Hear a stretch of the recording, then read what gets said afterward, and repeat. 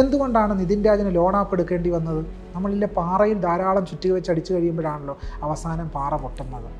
അതുപോലെ loan app അതിൻ്റെ അവസാനത്തെ സംഭവമാണ്. ലോൺ ആപ്പ് ഉപയോഗിച്ചുകൊണ്ട് ആ പയ്യന് നേർക്ക് 21 വയസ്സുള്ള ആ പയ്യന് നേർക്ക് ജാതി ഹിംസ തന്നെയാണ് യഥാർത്ഥത്തിൽ ഈ പ്രിൻസിപ്പളും സംഘവും നടത്തിയത്. ഞാനിതാ സ്ത്രീകളോട് മാപ്പ് ചോദിക്കുന്നു എന്നാണ് പ്രധാനമന്ത്രി ആദ്യം മാപ്പ് ചോദിക്കണം ബിൽക്കിസ് ബാനുവിനോടാണ്. ഈ ബിൽക്കിസ് ബാനുവിനെ പീഡിപ്പിച്ച ആ പ്രതികൾ ഗുജറാത്തിൽ ജയിലിൽ നിന്ന് പുറത്തിറങ്ങിയപ്പോൾ അവരെ സ്വീകരിച്ച ഒരു രാഷ്ട്രീയത്തിൻ്റെ വക്താവല്ലേ മോദി? ഹിന്ദുത്വവാദികളുടെ കാക്കി ഇന്ത്യനായിരിക്കാം, പക്ഷേ അവരുടെ ആശയവും അനുഷ്ഠാനവും യൂറോപ്യനാണെന്നാണ്. 3 സവിശേഷതകളുള്ളവരായിട്ടാണ് ഹിന്ദുവിനെ വി.ഡി. സവർക്കർ അടയാളപ്പെടുത്തുന്നത്. അതിലൊന്ന്, അത് ഇവിടെ ജനിച്ചവരായിരിക്കണം, സംസ്കൃത കൾച്ചർ പ്രാക്ടീസ് ചെയ്യുന്നവരായിരിക്കണം. ഇന്ത്യയിലെ ബഹുഭൂരിപക്ഷം ആളുകൾക്ക് സംസ്കൃത കൾച്ചറുമായിട്ട് യാതൊരു ബന്ധവുമില്ല. സീത വനവാസത്തിന് പോകുന്ന സന്ദർഭത്തിൽ ഗംഗയ്ക്ക് വഴിപാടായി നേർന്നത് ബിരിയാണിയാണ്. അത് ചിക്കൻ ബിരിയാണിയോ ബീഫ് ബിരിയാണിയോ ആകാം. മനുഷ്യരുടെ മതം, വേഷം, ഭാഷ എങ്ങനെ ഇരുന്നാലും അവർ ഒന്നിച്ചു കൂടുന്നതിനും പരസ്പരം വിവാഹം ചെയ്യുന്നതിനും പന്തി ഭോജനം ചെയ്യുന്നതിനും യാതൊരു തടസ്സവുമില്ല എന്ന് പറഞ്ഞ മഹാഗുരുവിൻ്റെ നാടാണ് കേരളം. ആ നാട്ടിലാണ് Ezhava matrimonial, Nair matrimony, Chavara matrimony. പേര് മാത്രമേ ഉള്ളൂ ചാവറ, പക്ഷെ അത് ആരുടെയാണെന്ന് നമുക്കറിയാം. ഞാനൊരു ക്യൂർ പേഴ്സൺ ആണോ, എൻ്റെ സെക്ഷൽ ഡൈവേഴ്സിറ്റി എന്താണ്, അതിൻ്റെ ഫ്ലൂയിഡിറ്റി എന്താണെന്നൊക്കെ പറയാൻ ആ പറയുന്ന ആൾക്ക് മാത്രമേ അതിന് അധികാരമുള്ളൂ. അപ്പോൾ പറയുന്ന ആളുടെ സ്വത്വത്തെ സമ്പൂർണ്ണമായിട്ട് തകർക്കുക. ഞങ്ങൾ പാവങ്ങളോടൊപ്പമാണ്, ഞങ്ങൾ ദളിതരോടൊപ്പമാണ്, ഞങ്ങൾ ആദിവാസികളുടെ പാർട്ടിയാണ്, ഞങ്ങൾ ദളിതരുടെ പാർട്ടിയാണ് എന്ന് പറഞ്ഞിട്ട് ഒരു ദളിതനെയോ ആദിവാസിയെയോ കേരളത്തിലെ ഏതെങ്കിലും സർവകലാശാലയുടെ പ്രൊഫസറാക്കിയിട്ടുണ്ടോ? അമിത പ്രാതിനിധ്യം കൊടുക്കുകയല്ലേ ഇടതുപക്ഷ ഭരണകൂടം ചെയ്തത്? എന്തുകൊണ്ടാണ് അവരുടെ മാനിഫെസ്റ്റോ ഞങ്ങൾ സവർണ സംവരണം നടപ്പിലാക്കിയവരാണെന്ന് പറയാത്തത്? എന്തുകൊണ്ടാണ്? പ്രിവിലേജ് സ്ഥാനത്തിരിക്കുന്ന മന്ത്രി കെ രാജന് തീർച്ചയായിട്ടും കൂലിപ്പണി അന്തസ്സാണെന്ന് പറയാൻ കഴിയും.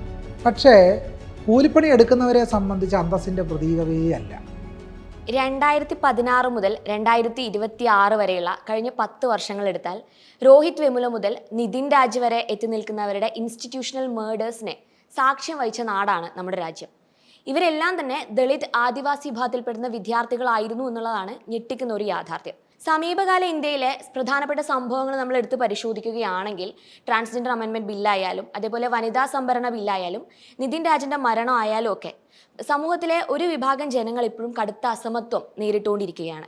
ഇന്ന് ഈ വിഷയത്തെക്കുറിച്ച് നമ്മളോട് സംസാരിക്കുന്നത് അധ്യാപകനും എഴുത്തുകാരനുമായിട്ടുള്ള ഡോക്ടർ ടി.എസ്. ശ്യാംകുമാറാണ്. സ്വാഗതം. രോഹിത് വെമുല മുതൽ നിതിൻ രാജ് വരെയുള്ള വിദ്യാർത്ഥികളുടെ കാര്യം എടുക്കുകയാണെങ്കിൽ ഇവരാരും മരണപ്പെട്ടിട്ടുള്ളത് അവരുടെ ഏതെങ്കിലും കേവലം വൈകാരികമായിട്ടുള്ള എന്തെങ്കിലും കാരണങ്ങൾ കൊണ്ടായിരുന്നില്ല. അവരുടെ മെറിറ്റിനെ ജാതിബോധം ഉപയോഗിച്ച് റദ്ദ് ചെയ്യുന്ന ഒരു സാഹചര്യത്തിലാണ് ഇവരുടെയൊക്കെ മരണം സംഭവിച്ചിട്ടുള്ളത്. അപ്പോൾ എങ്ങനെയാണ് ഈ ഒരു മെറിട്രോക്രസി വിദ്യാർത്ഥികളുടെ അല്ലെങ്കിൽ ആദിവാസി ദളിത് വിഭാഗത്തിൽപ്പെടുന്ന വിദ്യാർത്ഥികൾക്കെതിരെയുള്ള ഒരു ആയുധമായിട്ട് മാറുന്നത്? ഈ മെറിറ്റോക്രസി എന്ന വിഷയത്തിൽ ഈ ചർച്ച തുടങ്ങണമെന്നാണ് ഞാൻ വിചാരിക്കുന്നത്.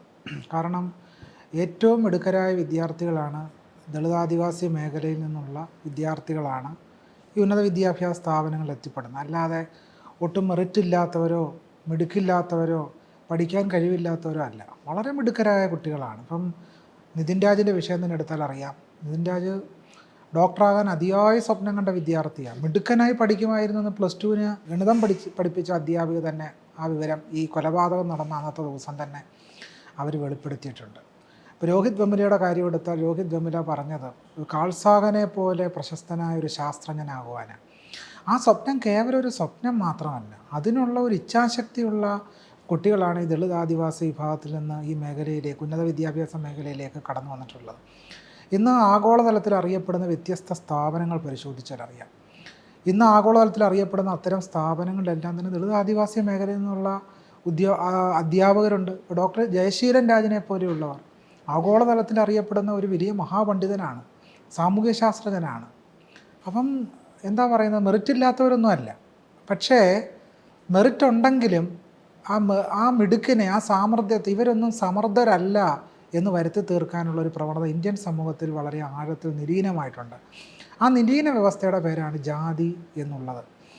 ഇത് ഒന്നാമതായി പരിഗണിക്കേണ്ട ഒരു വിഷയമാണ്. രണ്ടാമത്, എന്തുകൊണ്ടാണ് ദളിതാദിവാസി മേഖലയിലുള്ള വിദ്യാർത്ഥികൾക്കെതിരായി ഇത്രയും വലിയ അസഹിഷ്ണുതയോടുകൂടിയുള്ള ആക്രമണം ഉന്നത വിദ്യാഭ്യാസ സ്ഥാപനങ്ങളിൽ അഴിച്ചുവിടപ്പെടുന്നത് എന്ന് ആഴത്തിൽ പരിശോധിക്കേണ്ട ഒരു വിഷയമാണ്. അതിൽ ദളിത് ആദിവാസി മേഖലയിൽ നിന്നുള്ള വിദ്യാർത്ഥികൾ ഉന്നത വിദ്യാഭ്യാസം നേടി ഉന്നതാധികാര സ്ഥാനങ്ങളിലേക്ക് എത്താൻ പാടില്ല എന്ന് പറയുന്ന രീതിയിലുള്ള ഒരു സ്ഥാപനവൽകൃതമായ ഒരു മുൻവിധി ഇവർക്കെതിരായിട്ട് നിലനിൽക്കുന്നുണ്ട് എന്നുള്ളതാണ്. അതുകൊണ്ടാണ് നിതിൻ രാജിനോട് ഡോക്ടർ റാം ചോദിക്കുന്നത്, നീയൊക്കെ എന്തിനാണ് പഠിക്കാൻ വരുന്നത്? കാരണം നിങ്ങളാരും ഇങ്ങോട്ട് പഠിക്കാൻ വരണ്ട, ഇവിടെ സവർണർ മാത്രം പഠിച്ചാൽ മതി എന്ന് പറയുന്ന ജാതിയുടെ മുൻവിധിയും ബോധവുമാണ് ഡോക്ടർ റാമിനെയും അതുപോലെ തന്നെ രോഹിത് വെമുലയെ കൊലക്കളത്തിലേക്ക് തെള്ളിയിട്ട ഈ പറയുന്ന അപ്പാദുരൈ ഉൾപ്പെടെയുള്ള ആ സ്ഥാപനത്തിലെ മേലധികാരികളെ നയിക്കുന്നത് ഇതേ ജാതിബോധം തന്നെ. പായത്തത്വിയെ തെള്ളിയിട്ട് കൊന്നതും ഇതേ ജാതിബോധം തന്നെയാണ്. പാർലമെൻറ്റിൽ മാനവവിഭവശേഷി മന്ത്രാലയം മുന്നോട്ട് വെച്ച അവതരിപ്പിച്ച കണക്കനുസരിച്ച് 10,000 വിദ്യാർത്ഥികളാണ് ദളിതാദിവാസി മേഖലയിൽ നിന്നും ന്യൂനപക്ഷ വിഭാഗങ്ങളിൽ നിന്നും ഓരോ വർഷവും പുറന്തള്ളപ്പെടുന്നത്. ജാതീയമായ മുൻവിധികൾ മൂലം, ജാതി ഹിംസകൾ മൂലം, പലതരത്തിലുള്ള ഹിംസകൾ മൂലമൊക്കെ തന്നെ ഓരോ വർഷവും പലതരത്തിൽ വിദ്യാഭ്യാസ മേഖലയിൽ നിന്ന് കൊഴിഞ്ഞു പോവുകയാണെന്നാണ് കണക്കുകൾ തെളിയിക്കുന്നത്. കേരളത്തിലും സ്ഥിതി വ്യത്യാസമൊന്നുമല്ല. കേരളത്തിൽ സ്കൂളുകളിൽ നിന്നും ദളിത് ആദിവാസി വിഭാഗത്തിൽപ്പെട്ട ആളുകൾ പുറന്തള്ളപ്പെടുന്നുണ്ട് അതിശക്തമായിട്ട്. കേരളത്തിലെ മറ്റൊരു സവിശേഷത എന്ന് പറയുന്നത് കേരളം എല്ലാ അർത്ഥത്തിലും നമ്പർ 1 ആണ്, പുരോഗമന കേരളമാണ് എന്നൊരു പൊതുവായ ധാരണയുണ്ട്. പക്ഷേ കേരളത്തിൽ ഉന്നത വിദ്യാഭ്യാസ മേഖല എടുത്ത് പരിശോധിച്ചാലറിയാം, ഉന്നത വിദ്യാഭ്യാസ മേഖല എന്ന് പറയുന്നത് ജാതി കോളനിയാണ്. കാരണം കേരളത്തിലെ എയ്ഡഡ് വിദ്യാഭ്യാസ മേഖല, പ്രൈവറ്റ് മേഖല, ഇതെല്ലാം തന്നെ ഒരു ജാതി കോട്ടയായിട്ടാണ് നിലനിൽക്കുന്നത്. കാരണം ഒരു പ്രത്യേക വിഭാഗത്തിൽപ്പെട്ട അധ്യാപകർ മാത്രമാണ് എയ്ഡഡ് സ്വകാര്യ കോളേജുകളിലും സ്കൂളുകളിലും ഉള്ളത്. അവിടെ ദളിതരും പാർശ്വവൽക്കരിക്കപ്പെട്ടവരും അതിപിന്നോക്ക വിഭാഗത്തിലുള്ള അധ്യാപകർ ആരും തന്നെ എയ്ഡഡ് കോളേജുകളിലില്ല. തിരുവിതാംകൂർ ദേവസ്വം ബോർഡ് സർക്കാരിന് വേണമെങ്കിൽ നിയമിക്കാം, പക്ഷേ അതിനുവേണ്ടി ഒരു ബില്ല് കൊണ്ടുവരാൻ, ഒരു ഉത്തരവ് കൊണ്ടുവരാൻ രാധാകൃഷ്ണൻ അദ്ദേഹം ദേവസ്വം മന്ത്രിയായിരുന്ന കാലത്തൊരു തീരുമാനമെടുത്തു. പക്ഷേ ആ തീരുമാനം ഒന്നും എത്തിയില്ല. ആ തീരുമാനത്തിന് ശേഷം അദ്ദേഹം ഡൽഹിയിലേക്ക് കയറ്റി വയ്ക്കപ്പെടുകയാണ് ചെയ്തത്. ഞാൻ കോട്ടാൻകോട്ടിൽ അങ്ങനെ പറയുന്നു. അദ്ദേഹം മെമ്പർ ഓഫ് പാർലമെൻറ്റായിട്ട് തിരഞ്ഞെടുക്കപ്പെട്ടു. അതൊരു യാഥാർത്ഥ്യമാണ്. പക്ഷേ സംഭവിക്കുന്നത് എന്താണ്? സംഭവിക്കുന്നത് എയ്ഡഡ് വിദ്യാഭ്യാസ മേഖലയിലും സ്വകാര്യ മേഖലയിലും കേരളത്തിൽ ദളിത് ആദിവാസി മേഖലയിൽ നിന്നോ പാർശ്വവൽകൃത വിഭാഗത്തിൽ നിന്നോ ആരും തന്നെ അധ്യാപകരായിട്ടില്ല. ഈ വിഷയത്തെ സംബന്ധിച്ച് ആഴത്തിൽ പഠിച്ച ഒ പി രവീന്ദ്രൻ്റെ പൊതുവിദ്യാഭ്യാസ രംഗത്തെ സ്വകാര്യ കോളനികൾ എന്ന് പറയുന്ന പുസ്തകം ഞെട്ടിക്കുന്ന വിവരങ്ങളാണ് പുറത്തുവിടുന്നത്. ഇതുപോലെ തന്നെ പൊതുമേഖലയിലുള്ള പലതരം സ്ഥാപനങ്ങളിൽ, പൊതുമേഖലാ സ്ഥാപനങ്ങളിൽ പട്ടികജാതി പട്ടികവർഗ വിഭാഗത്തെപ്പറ്റിയുള്ള ആളുകളുടെ പ്രാതിനിധ്യം വട്ടപൂജ്യമാണെന്ന് സംസ്ഥാന ആസൂത്രണ സാമ്പത്തികാര്യ വകുപ്പിൻ്റെ കണക്കുകൾ തന്നെ തെളിയിക്കുന്നു. അപ്പം പറഞ്ഞു വന്നത്, കേരളത്തിലെ ഉന്നത വിദ്യാഭ്യാസ മേഖല ഒരു ജാതി കോളനിയായി നിലനിൽക്കുന്നതിൻ്റെ അനന്തരഫലം കൂടിയാണ് നിതിൻ രാജിൻ്റെ കൊലപാതകം. ഈ സ്ഥാപനത്തിൽ കണ്ണൂർ അഞ്ചരക്കണ്ടി ദന്തൽ കോളേജിൽ ആ സ്റ്റാഫ് റൂമിൽ ഒരു ദളിത് അധ്യാപകനോ ഒരു ആദിവാസിയോ ഉണ്ടായിരുന്നുവെങ്കിൽ തീർച്ചയായിട്ടും ഇങ്ങനെ സംഭവിക്കത്തില്ല. ജനസംഖ്യാനുപാതികമായ പ്രാതിനിധ്യം തീർച്ചയായിട്ടും എല്ലാ സ്ഥാപനങ്ങളിലും ഉണ്ടാവണം. പക്ഷേ സ്വകാര്യ കോളേജുകളിലോ സ്വകാര്യ മാനേജ്മെൻറ്റ് സ്ഥാപനങ്ങളിലോ എയ്ഡഡ് കോളേജുകളിലോ എയ്ഡഡ് മാനേജ്മെൻറ്റ് സ്ഥാപനങ്ങളിലോ ഇത്തരൊരു പ്രാതിനിധ്യമേ ഇല്ല. അവിടെ അധ്യാപകരായിട്ട് ആരും തന്നെ ഇല്ല. വിവേചനത്തിനെതിരെ വിരൽ ചൂണ്ടാൻ ആരുമില്ലാത്തൊരവസ്ഥയാണ് അവിടെ ഉള്ളത്. നോക്കൂ, ഇതിപ്പോൾ ഒരു ലോൺ ആപ്പിൻ്റെ വിഷയമായിട്ട് ചുരുക്കി കെട്ടാനുള്ളൊരു ശ്രമം വളരെ അതിശക്തമായിട്ട് നടന്നു വരുന്നുണ്ട്. ലോൺ ആപ്പിൻ്റെ വിഷയമായിട്ട് നമ്മൾ ചിന്തിക്കേണ്ട ഒരു വിഷയം, ശരി, വാദത്തിന് വേണ്ടി അംഗീകരിക്കുന്നത് ലോൺ ആപ്പിൻ്റെ വിഷയമാണ്. അധ്യാപകർ എന്ന നിലയ്ക്ക് ഈ അഞ്ചരക്കണ്ടി മെഡിക്കൽ കോളേജിലെ അധ്യാപകർ എന്താ ചെയ്യേണ്ടത്? മനുഷ്യപ്പറ്റുള്ളവരാണ് അവരെന്താ ചെയ്യേണ്ടത്?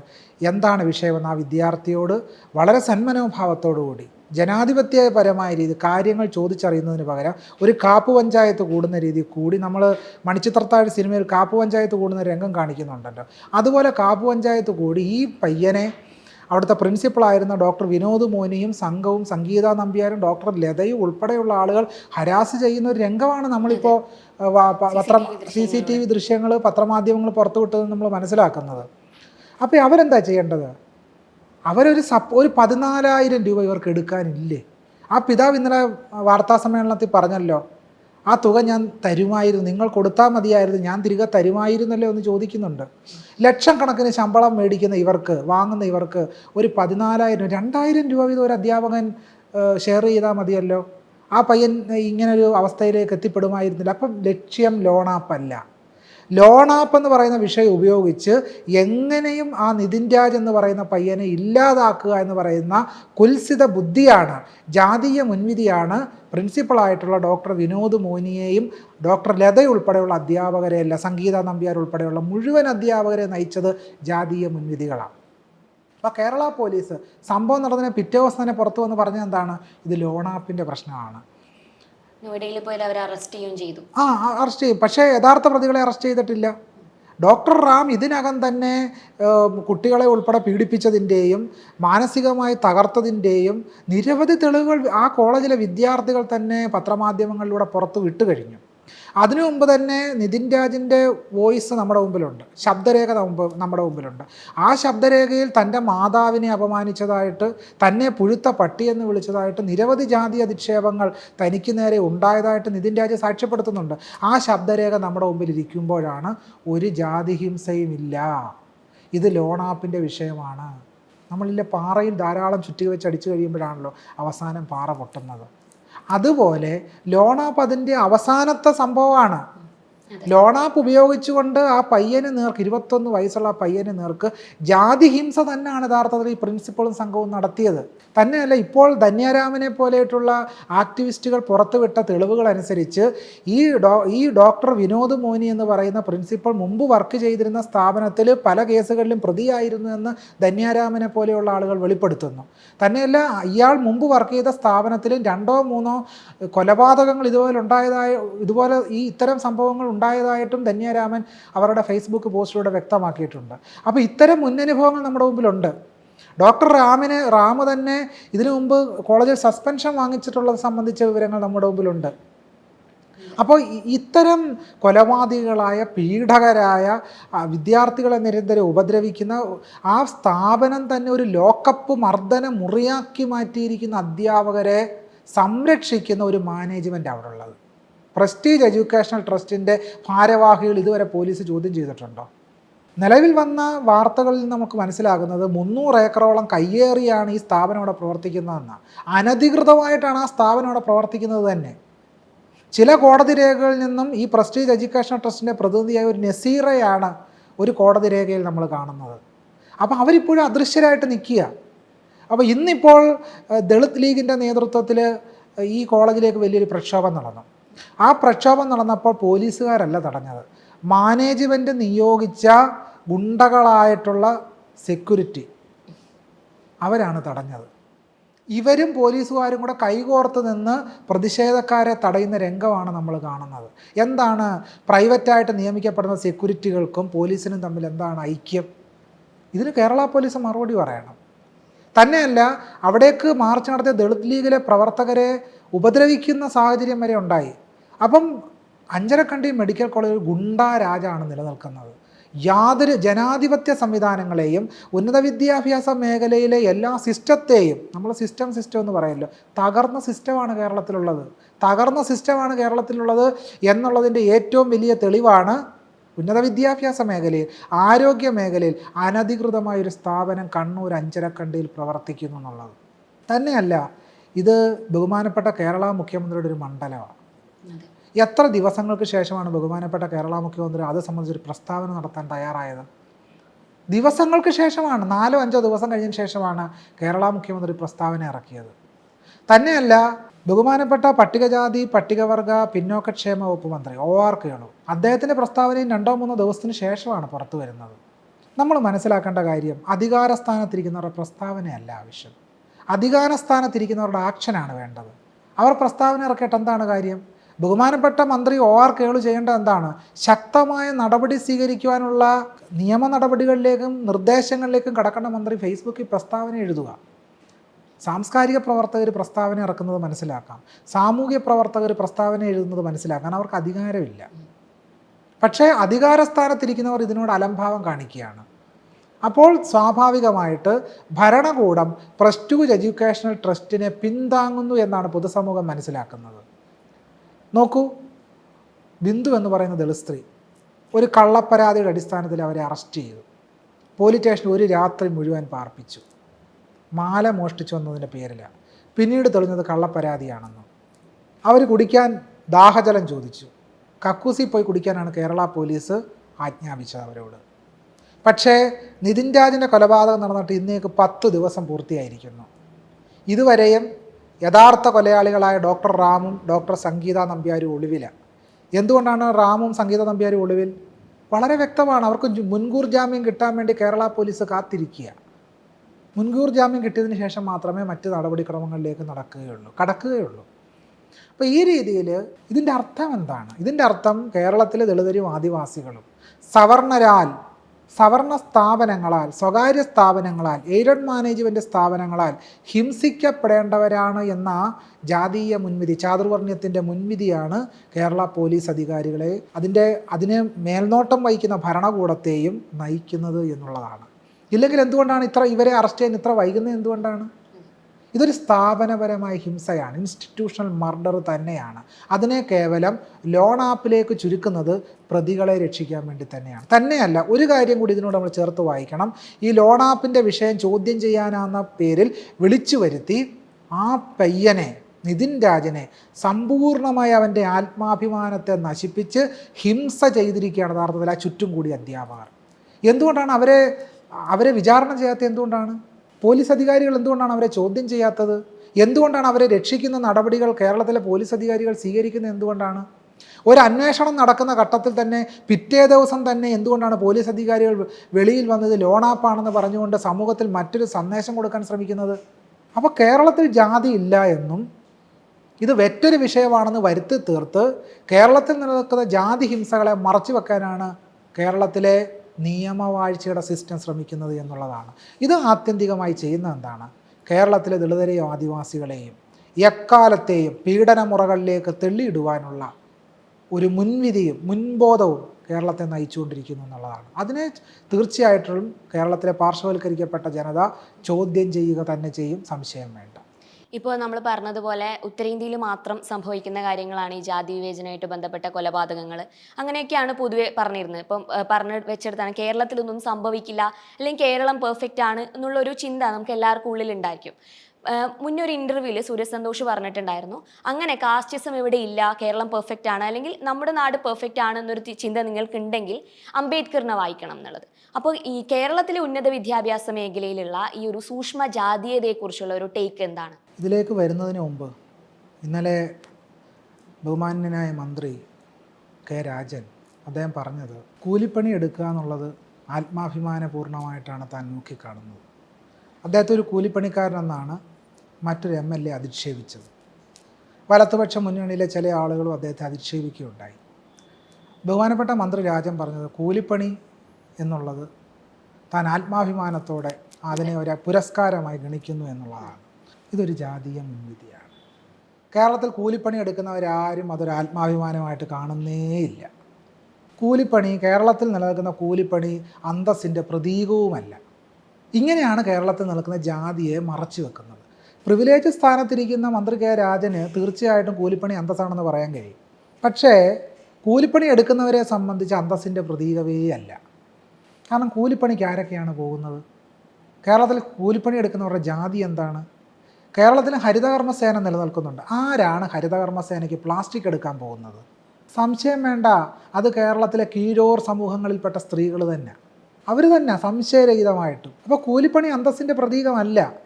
കൂലിപ്പണിയെ പരിവർത്തിപ്പിക്കുക എന്നുള്ളതാണ് ഒരു ഇടതുപക്ഷ മുന്നണി യഥാർത്ഥത്തിൽ ചെയ്യേണ്ടത്. അത് ചെയ്തോ എന്നുള്ളതാണ് ചോദ്യം. ഇപ്പോൾ കഴിഞ്ഞ ദിവസം ഞാൻ അംബേദ്കർ ജയന്തി ആഘോഷവുമായി ബന്ധപ്പെട്ട് റാന്നി പെരുന്നാട് എന്ന് പറയുന്ന സ്ഥലം സന്ദർശിക്കുവാനിടയായി. ആ പരിപാടിക്ക് ശേഷം ശബരിമല റൂട്ടിലുള്ള 1-2 ആദിവാസി ഊരുകളിലേക്ക് പോയി. ദയനീയമാണ് ആദിവാസി ഊരുകളിലെ അവസ്ഥ. ഇപ്പോഴും പ്ലാസ്റ്റിക് മറച്ചു കെട്ടിയും തകര ഷീറ്റുകളിലും ആളുകൾ പാർക്കുന്ന ഇടങ്ങളാണ് ഈ ആദിവാസി ഊരുകൾ. ദയനീയമാണ് അവസ്ഥ. റോഡ് സൈഡിലുള്ള ഒരു ഊരിൽ ഞാൻ കണ്ട കാഴ്ച, ആന വന്ന് തട്ടിത്തകർക്കുന്ന തകരയുള്ളത് കാരണം മരത്തിൻ്റെ മുകളിൽ ഏറുമാടം കെട്ടി താമസിക്കുന്ന ഒരു ആദിവാസി കുടുംബത്തിൻ്റെ നേർക്കാഴ്ച. അതിദാരിദ്ര്യമുക്തമെന്നാണ് നമ്മൾ പറയുന്നത്. പക്ഷേ ഈ ചിത്രം എന്താണ് തെളിയിക്കുന്നത്? ഈ ചിത്രം തെളിയിക്കുന്ന കേരളത്തിലെ ആദിവാസി ജനത ഇപ്പോഴും വളരെ പിന്നോക്കം തന്നെയാണെന്നാണ്. കേവലം 10-50,000 പേരുടെ ജീവിതം എടുത്തു വെച്ചിട്ട് ഞങ്ങൾ കേരളത്തെ മുഴുവൻ അതിദരിദ്രമുക്തമാക്കി എന്ന് ആഘോഷിക്കുന്നതിൽ യാതൊരു അർത്ഥവുമില്ല. കേരളത്തിലെ ദളിതരും ആദിവാസികളും ഇപ്പോഴും വളരെ ബുദ്ധിമുട്ടിൽ തന്നെ. നോക്കൂ, എന്തുകൊണ്ടാണ് നിതിൻ രാജിന് ലോൺ ആപ്പ് എടുക്കേണ്ടി വന്നത്? അങ്ങനെ അതിദാരിദ്ര്യത്തിൽ നിന്ന് മുക്തരായെങ്കിൽ ഇത്തരം ലോൺ ആപ്പുകളും പ്രശ്നങ്ങളും എന്തുകൊണ്ട് കേരളത്തിലെ ദളിതർക്ക് ഇപ്പോഴും അനുഭവിക്കേണ്ടി വരുന്നു? ഈ ചോദ്യത്തിന് ഉത്തരം പറയാൻ തയ്യാറാകണം. പ്രൊഫസർ എം കുഞ്ഞാമൻ പറയുന്നൊരു കാര്യമുണ്ട്, കേരളത്തിൽ ദളിതരെയും ആദിവാസികളെയും വികസന വസ്തുക്കളായിട്ട് നോക്കിക്കാണുന്നത്, വികസന വസ്തുക്കളായിട്ട്, അല്ലാതെ ആ വികസനത്തിൻ്റെ വിഷയം നിർണ്ണയിക്കുന്നവരായി തങ്ങൾക്ക് എന്ത് വികസനമാണ് വേണ്ടത് എന്ന് നിർണ്ണയിക്കാനുള്ള വികസനത്തിൻ്റെ നിർണയാധികാര സ്ഥാനങ്ങളായി സ്ഥാനപ്പെടാൻ അവർക്ക് കഴിഞ്ഞിട്ടില്ല. പകരം അവർക്ക് ആടിനെ കൊടുക്കുക, കോഴിയെ കൊടുക്കുക, വളരെ ചുരുങ്ങിയ ഇടത്തിലുള്ള വീട് നിർമ്മിക്കുക. ഇപ്പം നമ്മൾ ലൈഫ് വഴി കൊടുത്തിട്ടുള്ള വീടുകളൊക്കെ പരിശോധിക്കണം. എങ്ങനെ ഒരു കുടുംബത്തിന് കഴിയാൻ പറ്റും അവിടെ? നമുക്ക് സൂക്ഷ്മമായിട്ട് പരിശോധിക്കേണ്ട വിഷയങ്ങളാണതൊക്കെ. അപ്പോൾ ഇത്തരം ഞാൻ പറഞ്ഞു വന്നത് ആ കൂലി പണി എന്നുള്ള സംഗതിയിൽ നിന്ന് നമ്മൾ അന്വേഷണം തുടങ്ങണം. അതൊക്കെ കേരളത്തിലെ കൂലിപ്പണി എടുക്കുന്നവർ ഇപ്പോഴും പാർശ്വവൽക്കരിക്കപ്പെട്ട ജനവിഭാഗങ്ങൾ തന്നെ. കൂലിപ്പണി ഇപ്പോഴും അന്തസ്സിൻ്റെ പ്രതീകമായി മാറിയിട്ടില്ല.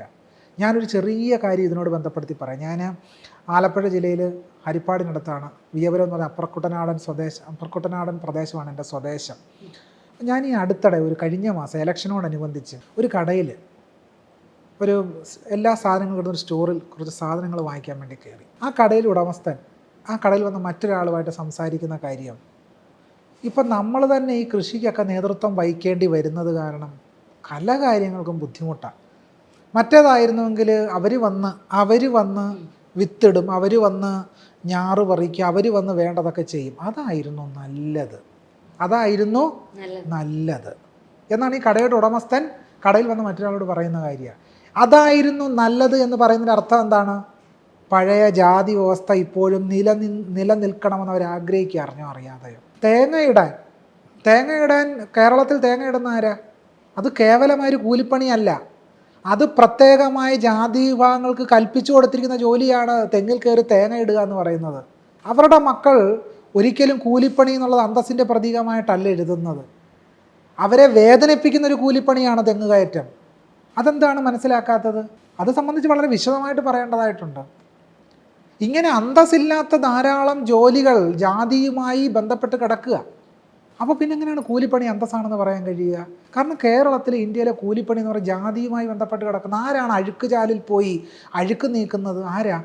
മാൻഹോളുകളിൽ കുടുങ്ങിച്ചാകുന്നത് ആരാ? അതൊക്കെ കൂലിപ്പണിയുടെ ഗണത്തിൽ വരുത്താവല്ലോ.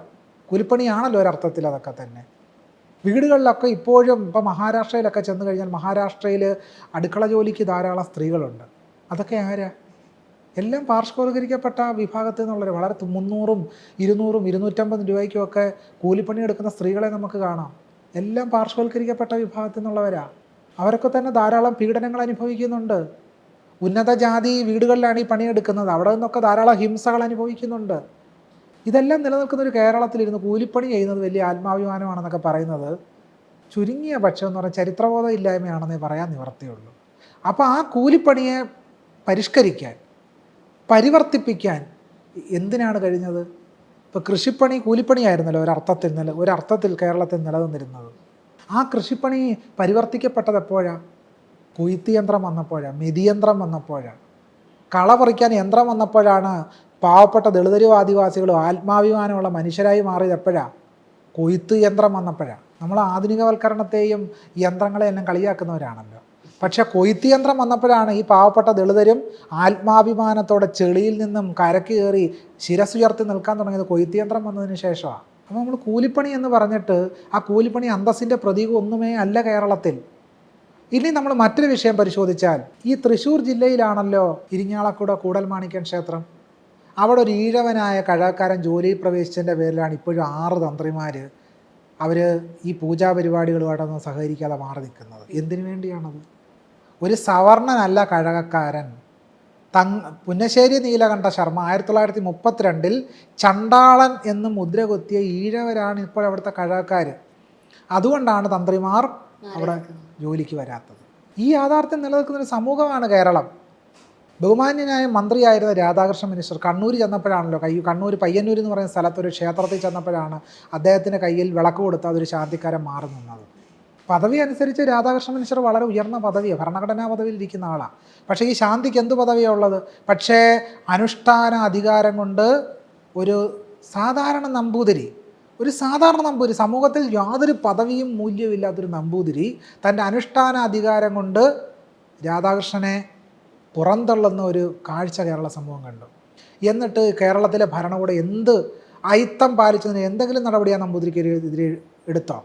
ഒന്നും സംഭവിച്ചില്ല, ഒന്നും സംഭവിച്ചിട്ടില്ല. ഉന്നത വിദ്യാഭ്യാസ രംഗത്തെ കോളേജുകളെയും സ്കൂളുകളെയും സംബന്ധിച്ച് ഞാൻ പറഞ്ഞു, ഈ എയ്ഡഡ് കോളേജുകളെല്ലാം പൊതു എന്നാണല്ലോ അറിയപ്പെടുന്നത്. ആ സ്കൂളുകളിലും ആ കോളേജുകളിലും ഇൻ്റർവ്യൂ നടക്കുമ്പോൾ എന്തുകൊണ്ടാണ് ഒരു ദളിതനും ആദിവാസിയും അധ്യാപകരായിട്ട് തിരഞ്ഞെടുക്കപ്പെടാത്തത്? എന്തുകൊണ്ടാണ്?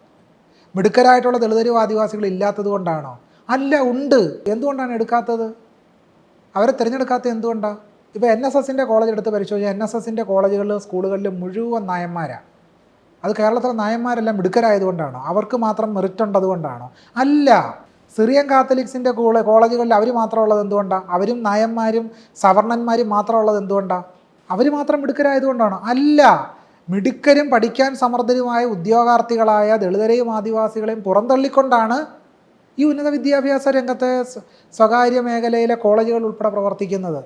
കഴിഞ്ഞ 10 വർഷക്കാലം കേരളം ഭരിച്ചിട്ട് ഇടതുപക്ഷ ഭരണകൂടത്തിന് ഉന്നത വിദ്യാഭ്യാസ മേഖലയെ ജനാധിപത്യവൽക്കരിക്കാൻ കഴിഞ്ഞില്ല. സമ്പൂർണ്ണമായി ഉന്നത വിദ്യാഭ്യാസ മേഖലയെ ജനാധിപത്യവൽക്കരിക്കുന്നതിൽ ഇടതുപക്ഷ ഭരണകൂടം പരാജയപ്പെട്ടു. ഒന്നും ചെയ്യാൻ കഴിഞ്ഞില്ല. എന്തിനധികം പറയുന്നു, ദേവസ്വം ബോർഡിൽ പോലും ഒരു സംവരണം നടപ്പിലാക്കാൻ അവർക്ക് കഴിഞ്ഞില്ല.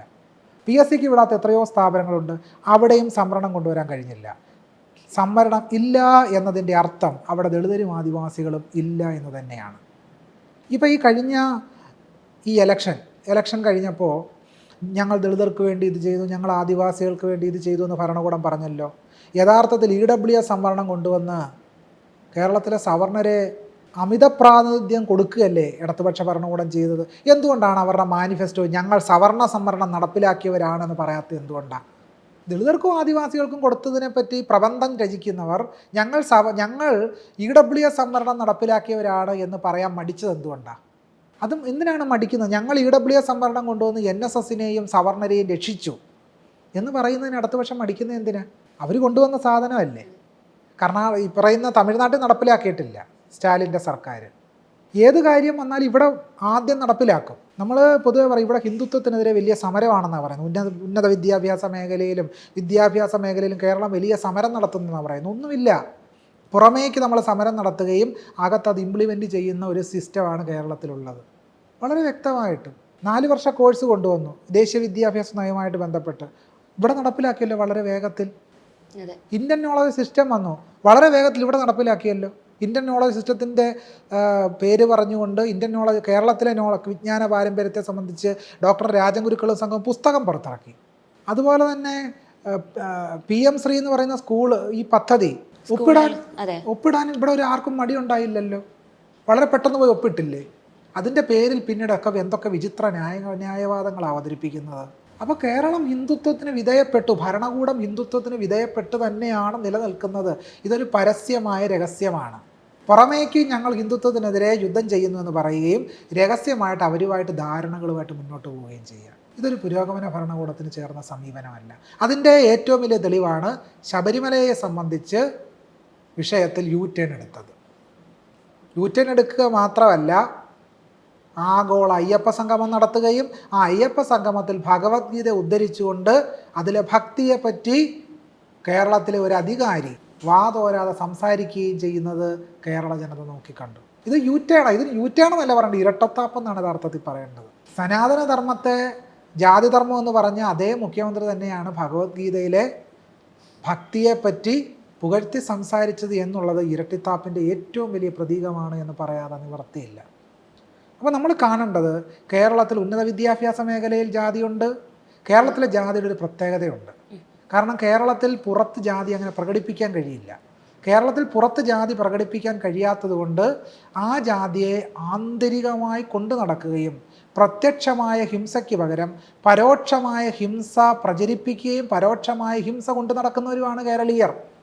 അതുകൊണ്ടാണ് മേനോനെന്നും നായരെന്നും ഇളയിടമെന്നുമുള്ള വാക്കുകൾ ഇപ്പോഴും പുരോഗമനകാരികളുടെ പേരിൻ്റെ അറ്റത്തുണ്ട്. കേരളത്തിലൊരു ആസ്ഥാന നിരീക്ഷകനുണ്ടല്ലോ, അദ്ദേഹത്തിൻ്റെ പേരിൻ്റെ അറ്റത്തും പണിക്കരെന്നുണ്ട്. അദ്ദേഹം പറഞ്ഞത് പണിക്കരെന്നുള്ളത് അതൊരു ജാതിപ്പേരല്ല, അത് സ്ഥാനപ്പേരാണെന്നാണ്. ഇങ്ങനെയാണ് വിചിത്രമായ ന്യായങ്ങളാണ്. പക്ഷേ 19-ാം നൂറ്റാണ്ടിലെ കേരളം എന്ന് പറയുന്ന പുസ്തകത്തിലും 20-ാം നൂറ്റാണ്ടിലെ കേരളം എന്ന് പറയുന്ന പുസ്തകത്തിലും ആധികാരികമായി ചരിത്ര പഠന രംഗത്തെ ചരിത്ര പണ്ഡിതനായ പി ഭാസ്കരൻ ഉണ്ണി പണിക്കർ എന്നുള്ളത് ജാതിവാൾ തന്നെയാണെന്ന് നിരവധി രേഖകൾ ഉദ്ധരിച്ച് അദ്ദേഹം വിവരിക്കുന്നുണ്ട്. തന്നെയല്ല, രസകരമായൊരു സംഗതി ഭാസ്കരൻ ഉണ്ണി ഒരു രേഖ തിരുവിതാംകൂർ ഒരു വിളംബരം ഉദ്ധരിക്കുന്നുണ്ട് അദ്ദേഹം. ആ വിളംബരത്തിൽ പറയുന്നത് ഈ പണിക്കർ എന്നുള്ള സ്ഥാനപ്പേര് ആദ്യഘട്ടത്തിൽ സ്ഥാനപ്പേര് കോട്ടാൻകോട്ടിലെ സ്ഥാനപ്പേര് നായർക്കും കൊടുത്തു, ഈഴവർക്കും കൊടുത്തു. അപ്പോൾ ഈഴവർ നായന്മാരെ പോലെ നടക്കാൻ തുടങ്ങി. ഈഴവർ നായന്മാരെ പോലെ നടക്കാൻ തുടങ്ങിയപ്പോൾ രാജാവ് രണ്ടാമതൊരു വിളംബരം പുറപ്പെടുവിച്ചു. ഈഴവർ നായന്മാരെ പോലെ നടക്കുന്നത് കാരണം ഇനിയും അത്തരം സ്ഥാനപ്പേരുകൾ ഈഴവരും മറ്റും കൊണ്ടു നടക്കാൻ പാടില്ല എന്ന് വിളംബരം പുറപ്പെടുവിച്ചുകൊണ്ട് ആ സ്ഥാനപ്പേര് തിരുവിതാംകൂർ സർക്കാർ റദ്ദ് ചെയ്യുകയാണ് ചെയ്തത്. തന്നെയല്ല, നായർ വിഭാഗത്തിൽപ്പെട്ട പല ജാതികളെ പറ്റി പറയുന്നുണ്ട്. ഭാസ്കരന് വിശദമായ രേഖകൾ കൊടുക്കുന്നുണ്ട്. അതിൽ ഒരു നായർ വിഭാഗത്തിൻ്റെ ജാതിപ്പേരാണ് പണിക്കർ എന്നുള്ളത്. എന്നിട്ടും ഈ ആസ്ഥാന സംഘിപ്പണിക്കർ പറയുന്നത് പണിക്കർ എന്നുള്ളത് ജാതിപ്പേരല്ല, അതൊരു സ്ഥാനപ്പേരാണ് എന്നുള്ളതാണ്. ക്രിസ്ത്യാനികൾക്ക് ഈ പണിക്കർ എന്നുള്ള പേര് കിട്ടിയത് എങ്ങനെയാണ്? അത് കേരളത്തിൽ നിലനിന്ന ജാതിയെ അവർ സ്വാംശീകരിച്ച് തന്നെ നിലനിൽക്കുന്നത്. എന്തുകൊണ്ടാണ് കേരളത്തിലെ സിറിയൻ ക്രിസ്ത്യാനികൾ തങ്ങൾ ബ്രാഹ്മണരുടെ പിന്മുറക്കാരാണെന്ന് പറയുന്നത്? എന്തുകൊണ്ടാണ്? ഈ ജാതിയുടെ വരേണ്യതയിൽ നിന്നാണ് തങ്ങളുടെ ഉൽപ്പത്തി. തങ്ങൾ ശ്രേഷ്ഠരാണെന്ന് പറയുന്ന ജാതിമേന്മാവാദമാണ്. തങ്ങൾ ബ്രാഹ്മണരിൽ നിന്നാണ് മതം മാറിയതെന്ന് പറയുന്ന യുക്തി അവതരിപ്പിക്കുന്നത് ഈ ജാതിയുടെ വംശീയതയുടെ ശ്രേഷ്ഠവാദമാണ് അവർ പറയുന്നത്. അത് ജാതിഹിംസ തന്നെയാണ്. യഥാർത്ഥത്തിൽ ജാതിമാലിയുമായി നടക്കുന്നവർ ജാതിഹിംസയുടെ പതാകവാഹകരാണ്, സംശയരഹിതമായിട്ടും. അപ്പോൾ കേരളത്തിൽ ജാതി ഇല്ലെന്ന് പറയരുത്. വളരെ വ്യക്തമായി ജാതി പരിശീലിക്കുന്നവരാണ്. ഇപ്പോഴും കേരളത്തിലെ ക്ഷേത്രങ്ങളിൽ ചെന്ന് കഴിഞ്ഞാൽ പ്രസാദം എറിഞ്ഞു കൊടുക്കുകയല്ലേ ചെയ്യുന്നത്? തൊട്ടുകൂടായ്മയും തീണ്ടിക്കൂടായ്മയും കേരളത്തിലെ ക്ഷേത്രങ്ങളിൽ ഇപ്പോഴും ഉണ്ട്. ശബരിമലയിൽ എന്തുകൊണ്ടാണ് ഒരു അബ്രാഹ്മണൻ പൂജാരിയാകാത്തത്? ഇത് കേവലം ഒരു പൂജാരിയുടെ പ്രശ്നമല്ല, വലിയ സാമ്പത്തിക അധികാര കേന്ദ്രം കൂടിയാണ് ശബരിമല മേൽശാന്തി തസ്തിക. അതുകൊണ്ടാണ് ബ്രാഹ്മണർ മറ്റുള്ളവരെ അവിടെ അടുപ്പിക്കാത്തത്. ഈ യാഥാർത്ഥ്യം നമ്മൾ മനസ്സിലാക്കണം. അപ്പോൾ ഉന്നത വിദ്യാഭ്യാസ രംഗത്ത് അനുഷ്ഠാന അധികാരങ്ങൾ എല്ലാം തന്നെ ദളിതരെ ആദിവാസികളെയും പുറന്തള്ളുന്നൊരു സംവിധാനം നിലനിൽക്കുന്നു. കേരളത്തിൽ കഴിഞ്ഞ 5 വർഷം ഭരിച്ച ഭരണകൂടത്തിൽ എത്ര ദളിതർ ഉണ്ടായിരുന്നു മന്ത്രിമാരായിട്ട്? ആരുമില്ലായിരുന്നു. ദളിത് വിഭാഗത്തിൽ നിന്ന് മന്ത്രിയില്ലാത്തൊരു ഭരണകൂടമാണ് കഴിഞ്ഞ 5 വർഷം കേരളം ഭരിച്ചത്. പക്ഷേ 10 മന്ത്രിമാർ സവർണരായിട്ടുണ്ടായിരുന്നു. അവരെല്ലാം കമ്മ്യൂണിസ്റ്റുകളാണ്. പക്ഷേ ദളിത് കമ്മ്യൂണിസ്റ്റുകളില്ല. യഥാർത്ഥത്തിൽ ഈ ചുവന്ന അരിവാൾ ചുറ്റികയുടെ ചുവന്ന പതാക ചുവന്നിട്ടുണ്ടെങ്കിൽ അത് ചുവന്നത് കേരളത്തിലെ ദളിതരുടെയും ആദിവാസികളുടെയും ചോര കൊണ്ടുകൂടിയാണ് കേരളത്തിലെ കമ്മ്യൂണിസ്റ്റ് പാർട്ടിയുടെ പതാക ചുവന്നത്. പുന്നപ്ര വയലാർ സമരത്തിൻ്റെ ചരിത്രം പരിശോധിച്ച് നമുക്കറിയാം. പക്ഷേ പതാക ചുവപ്പിച്ചവരുടെ രക്തം, അവരുടെ ആത്മബലി സമ്പൂർണ്ണമായിട്ടും തിരസ്കരിക്കുകയും സവർണ ഒളിഗാർക്കിയെ സമ്പൂർണ്ണമായിട്ട് മുന്നോട്ടെടുക്കുകയും ചെയ്യുന്ന ഒരു ഭരണകൂടമായി കേരളത്തിൽ ഇടതുപക്ഷം കഴിഞ്ഞ 5 വർഷം കൊണ്ട് മാറിത്തീർന്നു. കേരളത്തിലെ ദളിതർക്കും ആദിവാസികൾക്കും ഗുണപ്രദമായി എന്ത് പോളിസി മേക്കിംഗാണ് കഴിഞ്ഞ 5 വർഷം ഉണ്ടായത്? ഉണ്ടാകാത്ത എന്തുകൊണ്ടാണ്? ജാതിയാണ്. തിരുവിതാംകൂർ ദേവസ്വം ബോർഡിൽ സംവരണം നടപ്പിലാക്കുന്നതിന് അടിസ്ഥാനപരമായ കാരണം ജാതീയമായ മുൻവിധികളാണ്. അപ്പോൾ ഇങ്ങനെ നമ്മൾ സമസ്ത രംഗങ്ങളിലും നമ്മൾ കേരളത്തിലെ സ്കൂൾ കലോത്സവം ഉണ്ടല്ലോ, എന്തുകൊണ്ടാണ് അവിടെ പഴയിടം നമ്പൂതിരി തന്നെ ഭക്ഷണം വിളമ്പുന്നത്? റസാക്ക് ഭക്ഷണം വിളമ്പിയാൽ എന്താ പ്രശ്നം? കോശി ഭക്ഷണം വിളമ്പിയാൽ എന്താ പ്രശ്നം? കേരളീയ ജനത കൊണ്ടു നടക്കുന്ന ജാതിബോധം അതിനനുവദിക്കുന്നില്ല എന്നുള്ളതാണ്. ഇങ്ങനെ സമസ്ത രംഗങ്ങൾ ഈ കഴിഞ്ഞ ഒരു കാര്യം കൂടി നമ്മൾ തിരിച്ചറിയണം. കഴിഞ്ഞ 10 വർഷക്കാലം ഒരു ദശാബ്ദം കേരളം ഭരിച്ചു ഇടതുപക്ഷം. പക്ഷേ ഞങ്ങൾ പാവങ്ങളോടൊപ്പമാണ്, ഞങ്ങൾ ദളിതരോടൊപ്പമാണ്, ഞങ്ങൾ ആദിവാസികളുടെ പാർട്ടിയാണ്, ഞങ്ങൾ ദളിതരുടെ പാർട്ടിയാണ് എന്ന് പറഞ്ഞിട്ട് ഒരു ദളിതനെയോ ആദിവാസിയെയോ കേരളത്തിൽ ഏതെങ്കിലും സർവകലാശാലയുടെ പ്രൊഫസറാക്കിയിട്ടുണ്ടോ? എന്താണ് ആക്കാൻ തടസ്സം? കേരളത്തിലെ ഏതെങ്കിലും സ്ഥാപനത്തിന് ഉന്നതാധികാര സ്ഥാനങ്ങളിൽ അധികാരമുള്ള സ്ഥാനത്ത് ദളിതരെ ഇരുത്തിയിട്ടുണ്ടോ? പ്രൊഫസർ എം കുഞ്ഞാമൻ പറഞ്ഞതുപോലെ ഇനി അവർ മൂട്ടയായിട്ട് ജനിക്കേണ്ടി വരും. അപ്പോൾ ഇങ്ങനെ നമ്മൾ പറഞ്ഞു വന്നത് ഇത്രയും വിശദമാക്കാൻ കാരണം ഭരണകൂടത്തിൽ അധികാരസ്ഥാനത്ത് സാമൂഹ്യ സാംസ്കാരിക രംഗങ്ങളിലെല്ലാം തന്നെ ജാതി കൊണ്ടാടുന്നൊരു സമൂഹമാണ് കേരളം. അതുകൊണ്ട് നമ്മൾ നവോത്ഥാനം ഉഴുതുമറിച്ച മണ്ണാണെന്നൊക്കെ പറയുമ്പോൾ പോലും ആ നവോത്ഥാനം ഒരു അമ്മുമ്മ കഥ പോലെ പാടി നടക്കുക ചെയ്യുന്നത്. അത് ഹൃദയത്തിൽ ആവാഹിച്ച് ഒരു ജനാധിപത്യപരമായ സമൂഹമായി മാറുന്നതിൽ ഇപ്പോൾ നമ്മൾ പിന്നോട്ട് പോയിരിക്കുന്നു, സമ്പൂർണ്ണാർത്ഥത്തിൽ പിന്നോട്ട് പോയിരിക്കുന്നു. ഹിന്ദുത്വം അത്രമേൽ കേരളത്തിൽ ആഴത്തിൽ പിടിമുറുക്കിയിരിക്കുന്ന ജാതീയമായ ഈ മുൻവിധികളുടെ അടിസ്ഥാനത്തിലാണ് ഹിന്ദുത്വം കേരളത്തിൽ വളർന്ന് വികസിച്ചുകൊണ്ടിരിക്കുന്നത്. ഈ കാര്യം തിരിച്ചറിയാൻ നമുക്ക് കഴിഞ്ഞിട്ടില്ല. കേരളത്തിൽ ഹിന്ദുത്വം വെച്ചുകൊണ്ടിരിക്കുന്ന എല്ലാ മുൻവിധികളിലേക്കും ഇടതു വലത് മുന്നണികൾ ചെന്ന് ചാടുന്ന രംഗമാണ് നമ്മൾ കണ്ടുകൊണ്ടിരിക്കുന്നത്. എല്ലാം ഇപ്പോൾ ലേറ്റസ്റ്റ് ആയിട്ടുണ്ടായ ഒരു വിവാദമാണല്ലോ ഈ ശ്രീകൃഷ്ണൻ കുഴിമന്തി കഴിച്ചു എന്ന് പറയുന്ന ഒരു പോസ്റ്ററുമായിട്ടുള്ള ഒരു വലിയ വിവാദം. നമ്മൾ പരിശോധിക്കേണ്ട വിഷയം ഈ പുരാണ കഥാപാത്രങ്ങൾ എന്ന് പറയുന്ന കഥാപാത്രങ്ങൾ മാംസം കഴിക്കാത്തവരായിരുന്നു? മാംസം കഴിക്കാത്തവരായിരുന്നില്ല. ഇന്ദ്രൻ ഏറ്റവും കൂടുതൽ ഇഷ്ടം ആടിൻ്റെ മാംസമായിരുന്നു എന്ന് ഋഗ്വേദത്തിൽ പറയുന്നുണ്ട്. ഋഗ്വേദത്തിൽ രണ്ടാം മണ്ഡലത്തിലും ഒന്നാം മണ്ഡലത്തിലും ഒക്കെ അത് സംബന്ധിച്ച് വളരെ വിശദമായ പരാമർശമുണ്ട്. ഋഗ്വേദത്തിൽ പ്രധാനപ്പെട്ട യാഗം എന്ന് പറയുന്ന ഗോമേധമാണ്. പശുവിൻ്റെ ഇറച്ചി ഹോമിക്കല പ്രധാനപ്പെട്ട പരിപാടി. അശ്വമേധ യാഗം എന്ന് പറയുന്നത് എന്താ? അശ്വമേധ യാഗം എന്ന് പറയുന്ന കുതിരയുടെ മാംസം ഹോമിക്കലും കുതിരയുടെ മാംസം കറി വെച്ച് കഴിക്കലുമാണ്. വാൽമീകി രാമായണത്തിൽ അയോധ്യാകാണ്ഡത്തിൽ തന്നെ പറയുന്നുണ്ട്, കുതിരയുടെ മാംസം വെന്ത മണം എന്നെ ലഹരി പിടിപ്പിക്കുന്നു എന്നാണ് ദശരഥൻ പറയുന്നത്. അപ്പോൾ ഈ പുരാണ കഥാപാത്രങ്ങളൊന്നും തന്നെ മാംസം കഴിക്കാത്തവരല്ല. രാമനും സീതയും മാംസം കഴിച്ചതിൻ്റെ എത്രയോ തെളിവുകൾ വാൽമീകി രാമായണത്തിൽ കാണാം. സീത വനവാസത്തിന് പോകുന്ന സന്ദർഭത്തിൽ ഗംഗയ്ക്ക് വഴിപാട് നേരുന്നുണ്ട്. സുരാകട സഹസ്രേണ മാംസഭൂതൗതനേനച്ച, വനവാസം കഴിഞ്ഞ് തിരിച്ചെത്തിയാൽ നിനക്ക് ഞാൻ എന്ത് നൽകാം? മാംസം നൽകാം. മാംസോദനം, ഓദനം എന്ന് പറഞ്ഞാൽ ചോറ്, മാംസം എന്ന് പറഞ്ഞാൽ മാംസം എന്ന് തന്നെ അർത്ഥം. അപ്പം മാംസോദനം എന്ന് പറഞ്ഞാൽ മാംസച്ചോറ്. ഇന്നത്തെ നിലയ്ക്ക് മാംസച്ചോറെന്ന് പറഞ്ഞാൽ എന്താ അർത്ഥം? ബിരിയാണി എന്നർത്ഥം. അപ്പോൾ സീത വനവാസത്തിന് പോകുന്ന സന്ദർഭത്തിൽ ഗംഗയ്ക്ക് വഴിപാടായി നേർന്നത് ബിരിയാണിയാണ്. അത് ചിക്കൻ ബിരിയാണിയോ ബീഫ് ബിരിയാണിയോ ആകാം. സംഘകാലത്ത് തന്നെ മാംസച്ചോറുള്ളതിൻ്റെ മാംസച്ചോറ് മനുഷ്യർ കഴിച്ചിരുന്നതിൻ്റെ നിരവധി തെളിവുകൾ നമ്മുടെ മുമ്പിലുണ്ട്. കാട്ടിലേക്ക് രാമനെ അന്വേഷിച്ച് വന്ന ഭരതന് ഭരദ്വാജ മഹർഷി കൊടുക്കുന്ന സൽക്കാരം എന്ന് പറഞ്ഞാൽ പന്നിയിറച്ചി ആട്ടിറച്ചിയുമാണ്. അന്ന് സാമ്പാറും അവിയലും തോരനൊന്നുമില്ല. വിപുലമായി പച്ചക്കറി കൃഷി ആരംഭിച്ചിട്ടില്ല. രാമായണ സീരിയലിൽ മാത്രമേ ആപ്പിളും ഓറഞ്ചും ഉള്ളൂ. ആപ്പിളിൻ്റെ കൃഷി ആരംഭിക്കാത്തൊരു കാലഘട്ടത്തിൽ ഇവരൊക്കെ ആപ്പിളിൽ നിന്നാണ് കഴിഞ്ഞതെന്നൊക്കെ പറയണമെങ്കിൽ ചില്ലറ ചരിത്ര ബോധമില്ലായ്മയൊന്നും പോരാ. അപ്പോൾ പുരാണ കഥാപാത്രങ്ങളൊക്കെ തന്നെ ഇറച്ചിയും മീനും കഴിച്ചിരുന്നവരാണ്. അതൊരു പച്ചയായ യാഥാർത്ഥ്യമാണ്. ആ യാഥാർത്ഥ്യത്തെ മറച്ചു വെച്ചുകൊണ്ട് വെജിറ്റേറിയനിസത്തെ കേരള സമൂഹത്തിൽ ഉറപ്പാക്കാൻ പടർത്താൻ ശ്രമിക്കുന്നു. അതുവഴി ചെയ്യുന്ന എന്താണ്? അതുവഴി ചെയ്യുന്നത് കേരളത്തിലെ പാർശ്വവൽകൃത ജനതയ്ക്ക് എളുപ്പം ലഭ്യമാകുന്ന പ്രോട്ടീൻ്റെ ലഭ്യത തടഞ്ഞു വെക്കുക. അതുവഴി അവരുടെ ബൗദ്ധിക വികാസത്തെ തടസ്സപ്പെടുത്തുക. ചുരുക്കം പറഞ്ഞാൽ വെജിറ്റേറിയനിസം എന്ന് പറഞ്ഞാൽ മറുവഴി ജാതിയാണ്.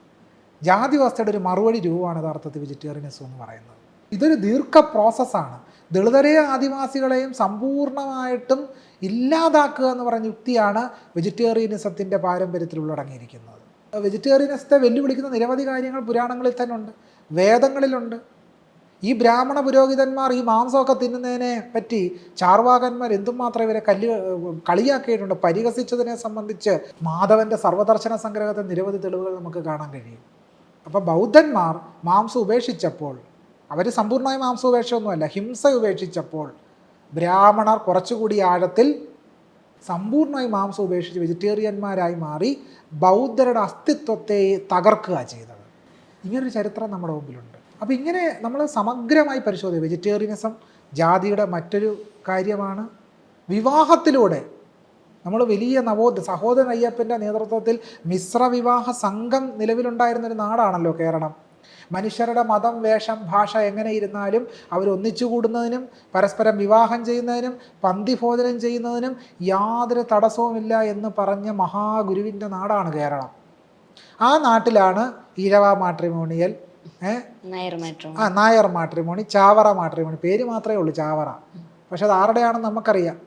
ഇങ്ങനെ എല്ലാ അർത്ഥത്തിലും ജാതിക്കുള്ളിൽ സ്വഗോത്ര വിവാഹത്തെ നിലനിർത്തുന്ന, താങ്ങി നിർത്തുന്നൊരു വ്യവസ്ഥയാണ് കേരളത്തിലുള്ളത്. എന്നിട്ട് പറയുകയാണ് നമ്മളെല്ലാം ജാതി ഇല്ലാത്ത ആളുകളാണെന്ന്.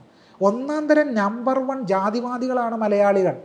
നമ്പർ 1 ജാതിവാദികളാണ്. ആ നമ്പർ 1 ജാതിവാദത്തെ മറച്ചു വെച്ചുകൊണ്ടാണ് ഇവിടെ എല്ലാവരും പുരോഗമന വേഷം കെട്ടിയാടുന്നത്. അങ്ങനെ പുരോഗമനമൊന്നും ഇല്ലെന്നേ. ആ പുരോഗമനമൊക്കെ യഥാർത്ഥത്തിൽ കേരളത്തിൻ്റെ സെക്യുലർ ഫാബ്രിക്കിനെ നിലനിർത്തുന്നത് കേരളത്തിലെ ന്യൂനപക്ഷമാണ്.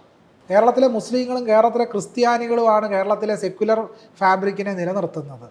ദളിതരും ആദിവാസികളുമാണ് ഈ മതേതരമായ ഇടത്തെ കേരളത്തിൽ നിലനിർത്തുന്നത്. കേരളത്തിലെ നവോത്ഥാനത്തിൻ്റെ അടിസ്ഥാന സ്രോതസ് എന്ന് പറയുന്നത് നാരായണ ഗുരുവും മഹാത്മാ അയ്യങ്കാളിയും പൊയ്കേലപ്പച്ചനും പാമ്പാടി ജോൺ ജോസഫും മക്തി തങ്ങളും ഒക്കെയാണ്. അല്ലാതെ ബംഗാളി ഭദ്രലോകിനെ പോലെ രാജാറാം മോഹൻ റോയും വിവേകാനന്ദനും ഒക്കെ നിർമ്മിച്ചെടുത്തതുപോലെ പുരാണങ്ങളിൽ നിന്നും ഇതിഹാസങ്ങളിൽ നിന്നും ഊർജ്ജം ഉൾക്കൊണ്ട് ഒരു സവർണ പാരമ്പര്യത്തെ കെട്ടിറക്കുന്ന രീതി ആയിരുന്നില്ല കേരളത്തിൽ നിലനിന്നത്. കേരളത്തിൻ്റെ അറിവൊളി പ്രസ്ഥാനം എന്ന് പറയുന്നത്, ജ്ഞാനോദയ പാരമ്പര്യം എന്ന് പറയുന്നത് ഈ ബ്രാഹ്മണ പാരമ്പര്യത്തെ, സവർണജാതി വ്യവസ്ഥയെ വെല്ലുവിളിച്ചുകൊണ്ടാണ് കേരളത്തിലെ നവോത്ഥാന സംരംഭങ്ങൾ നടന്നത്. പക്ഷേ ഇന്ന് ഈ നവോത്ഥാന പാരമ്പര്യങ്ങൾ വലിയ രീതിയിൽ ചോദ്യം ചെയ്യപ്പെടുന്നു. സ്ത്രീവിരുദ്ധത എല്ലാ അർത്ഥത്തിലും ആഘോഷിക്കപ്പെടുന്നൊരു സ്ഥലമായിട്ട് ഇന്ന് കേരളം മാറിയിരിക്കുകയാണ്. ദളിത് വിരുദ്ധത എല്ലാ അർത്ഥത്തിലും ആഘോഷിക്കുന്നൊരു സ്ഥലമായിട്ട് കേരളം മാറിയിരിക്കുകയാണ്. ഇതിനൊന്നും ഒരു പ്രശ്നമില്ല. ഇതിനെയൊക്കെ തന്നെ ആചാരങ്ങളുടെ അനുഷ്ഠാനങ്ങളുടെയും പേരിൽ വാഴ്ത്തുകയാണ് യഥാർത്ഥത്തിൽ ഇപ്പോൾ ചെയ്തുകൊണ്ടിരിക്കുന്നത്. അപ്പോൾ നമ്മൾ ഇതിനെ ചോദ്യം ചെയ്യാതെ, ഇതിനെ വിമർശനാത്മകമായി പരിശോധിക്കാതെ നമുക്ക് മുന്നോട്ട് പോകാൻ കഴിയില്ല. ജാതി നിലനിർത്തുന്നത് അടിസ്ഥാനപരമായി മലയാളികൾ ഇപ്പോഴും കൊണ്ടു നടക്കുന്ന വിവാഹ സമ്പ്രദായത്തിലാണ് ജാതിയുടെ വേര് കിടക്കുന്നത്. ജാതിയുടെ വേര് എവിടെ കിടക്കുന്നത്? ജെ രഘുവിൻ്റെ ഭാഷയിൽ പറഞ്ഞാൽ പ്രത്യുൽപാദന ഫാസിസം. പ്രത്യുൽപാദന ഫാസിസം. ജാതി വ്യവസ്ഥയ്ക്കുള്ളിലുള്ള വിവാഹ സമ്പ്രദായം തകരാതെ മലയാളിക്ക് പുരോഗമനകാരിയാണ് എന്ന് പറയാൻ കഴിയില്ല. ജാതിക്കുള്ളിലുള്ള വിവാഹ സമ്പ്രദായം അവസാനിപ്പിക്കണം, എന്നാൽ മാത്രമേ മലയാളിക്ക് പുരോഗമനകാരി എന്ന് പറയാൻ കഴിയൂ. അല്ലാത്തിടത്തോളം മലയാളി ജാതി ജീവിതം നയിക്കുന്നവർ തന്നെയാണ് എന്നുള്ള കാര്യത്തിൽ യാതൊരു സംശയമില്ല. ഈ ജാതി വ്യവസ്ഥയെ ചോദ്യം ചെയ്യുന്ന രീതിയിൽ കേരളം വളരുമ്പോൾ മാത്രമേ നമുക്ക് പുരോഗമന കേരളം എന്ന് പറയാൻ കഴിയുള്ളൂ. അതിനാദ്യം വേണ്ട എന്താണ്? നമ്മുടെ സമൂഹത്തിൽ, നമ്മുടെ സംസ്കാരത്തിൽ, നമ്മുടെ സ്ഥാപനങ്ങളിൽ നിലനിൽക്കുന്ന ജാതി ഹിംസകളെ ചോദ്യം ചെയ്യാൻ കഴിയണം. അതിന് ഇവിടെയൊക്കെ ജാതി നിലനിൽക്കുന്നുണ്ട് എന്ന് അംഗീകരിക്കാൻ നമ്മൾ തയ്യാറാവണം. അതിന് പകരം നിതിൻ രാജ് മരിക്കപ്പെടുമ്പോൾ അവിടെ വിദ്യാർത്ഥി രാഷ്ട്രീയം ഇല്ലാത്തതാണ് ഇങ്ങനെ സംഭവിച്ചത് എന്ന് പറയുന്നത് ലളിതയുക്തിയാണ്. ലളിതയുക്തി. വിദ്യാർത്ഥി രാഷ്ട്രീയം ഉണ്ടായിരുന്ന സ്ഥലത്ത് തന്നെയാണ് സിദ്ധാർത്ഥ് മരിച്ചത്, സിദ്ധാർത്ഥിനെ കൊന്നു തള്ളിയത്. വിദ്യാർത്ഥി രാഷ്ട്രീയമുള്ള സ്ഥലത്ത് തന്നെയാണ് ഈ പറയുന്ന രജനീയ സാനന്ദും അങ്ങനെയുള്ള ഒരുപാട് വിദ്യാർത്ഥികൾ കൊല ചെയ്യപ്പെട്ടത് ഈ വിദ്യാർത്ഥി രാഷ്ട്രീയമുള്ള സ്ഥലത്ത് തന്നെ. അഭിമന്യു കൊല ചെയ്യപ്പെട്ടത് ഈ വിദ്യാർത്ഥി രാഷ്ട്രീയമുള്ള സ്ഥലത്ത് തന്നെ. അതുകൊണ്ട് വിദ്യാർത്ഥി രാഷ്ട്രീയം അല്ല പ്രശ്നം. വിദ്യാർത്ഥി രാഷ്ട്രീയം കേരളത്തിലെ ജാതി വ്യവസ്ഥയെ അഭിസംബോധന ചെയ്യുന്നില്ല. ഞങ്ങൾ വർഗമാണെന്ന് പറഞ്ഞിട്ട് കാര്യമില്ല. കേരളത്തിലെ ജാതി എന്ന് പറയുന്നത് അത്രമാത്രം ഹിംസാത്മകമായിട്ട് നിലനിൽക്കുക. സാമൂഹിക ശാസ്ത്രജ്ഞന്മാർ പൊതുവെ വീക്ഷിച്ചിട്ടുള്ളതുപോലെ അടഞ്ഞ ജാതിക്കുള്ളിലെ മറ്റൊരടഞ്ഞ വ്യവസ്ഥയായിട്ടാണ് കേരള സമൂഹം നിലനിൽക്കുന്നത്. മറ്റ് സംസ്ഥാനങ്ങളിൽ നിന്നും വ്യത്യസ്തമായിട്ട് അതിശക്തമായ രീതിയിൽ ജാതി വ്യവസ്ഥ കൊണ്ടു നടക്കുന്നവരാണ് കേരളീയർ. ഈഴവർക്ക് ദളിതരോട്, അതിന് താഴോട്ട്, ഇങ്ങനെ ഈ ഏറ്റിറക്ക ക്രമത്തിൽ നമ്മുടെ സമൂഹത്തിൽ ജാതി അതിശക്തമായിട്ട് നിലനിൽക്കുക. ഇങ്ങനെ സ്ഥാപനപരമായിട്ടും സാംസ്കാരികമായിട്ടും സാമൂഹികമായിട്ടും നിലനിൽക്കുന്ന ജാതി വ്യവസ്ഥയെ ചോദ്യം ചെയ്യാൻ പുതിയ പ്രസ്ഥാനങ്ങൾ ഉദയം ചെയ്യുമ്പോൾ മാത്രമേ കേരളത്തിന് രക്ഷയുള്ളൂ എന്നുള്ളതാണ് ഇത് സംബന്ധിച്ച് നമ്മൾ അറിയേണ്ട പ്രധാനപ്പെട്ട ഒരു കാര്യം. നമ്മൾ അസമത്വങ്ങളെക്കുറിച്ചാണ് സംസാരിച്ചുകൊണ്ടിരിക്കുന്നത്. നമ്മുടെ ഇന്ത്യയിലെ പുരോഗമനം നേടിയെടുത്തു എന്ന് പറയുന്ന ഇന്ത്യയിൽ തന്നെ നിരവധി തരത്തിലുള്ള അസമത്വങ്ങൾ നിലനിൽക്കുകയാണ്. അതിനുള്ള ഏറ്റവും വലിയ ഉദാഹരണമായിരുന്നു ട്രാൻസ്ജെൻഡർ അമെൻമെൻറ്റ് ബില്ല് വന്നിട്ടുള്ളത്. ട്രാൻസ്ജെൻഡർ എന്ന പദത്തിൻ്റെ ഡെഫിനിഷൻ തന്നെ മാറ്റിയിരുന്ന രീതിയിലാണ് പുതിയ ബില്ലിൽ വന്നിട്ടുള്ള അമെൻമെൻറ്റ് വന്നിട്ടുള്ളത്.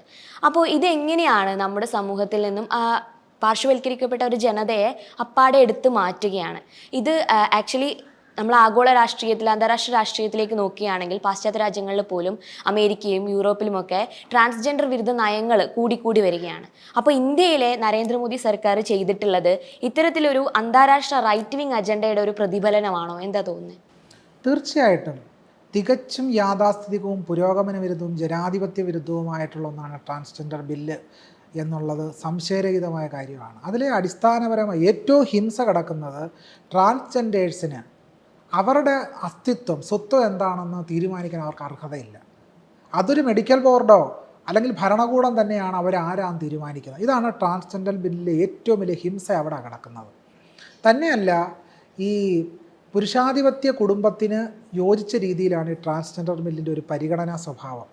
അത് പുരുഷൻ സ്ത്രീ എന്ന് പറയുന്ന യുക്തിക്കുള്ളിൽ കാര്യങ്ങളെ നോക്കിക്കാണുകയും വളരെ സെക്ഷൽ ഡൈവേഴ്സിറ്റി അംഗീകരിക്കാതിരിക്കുക.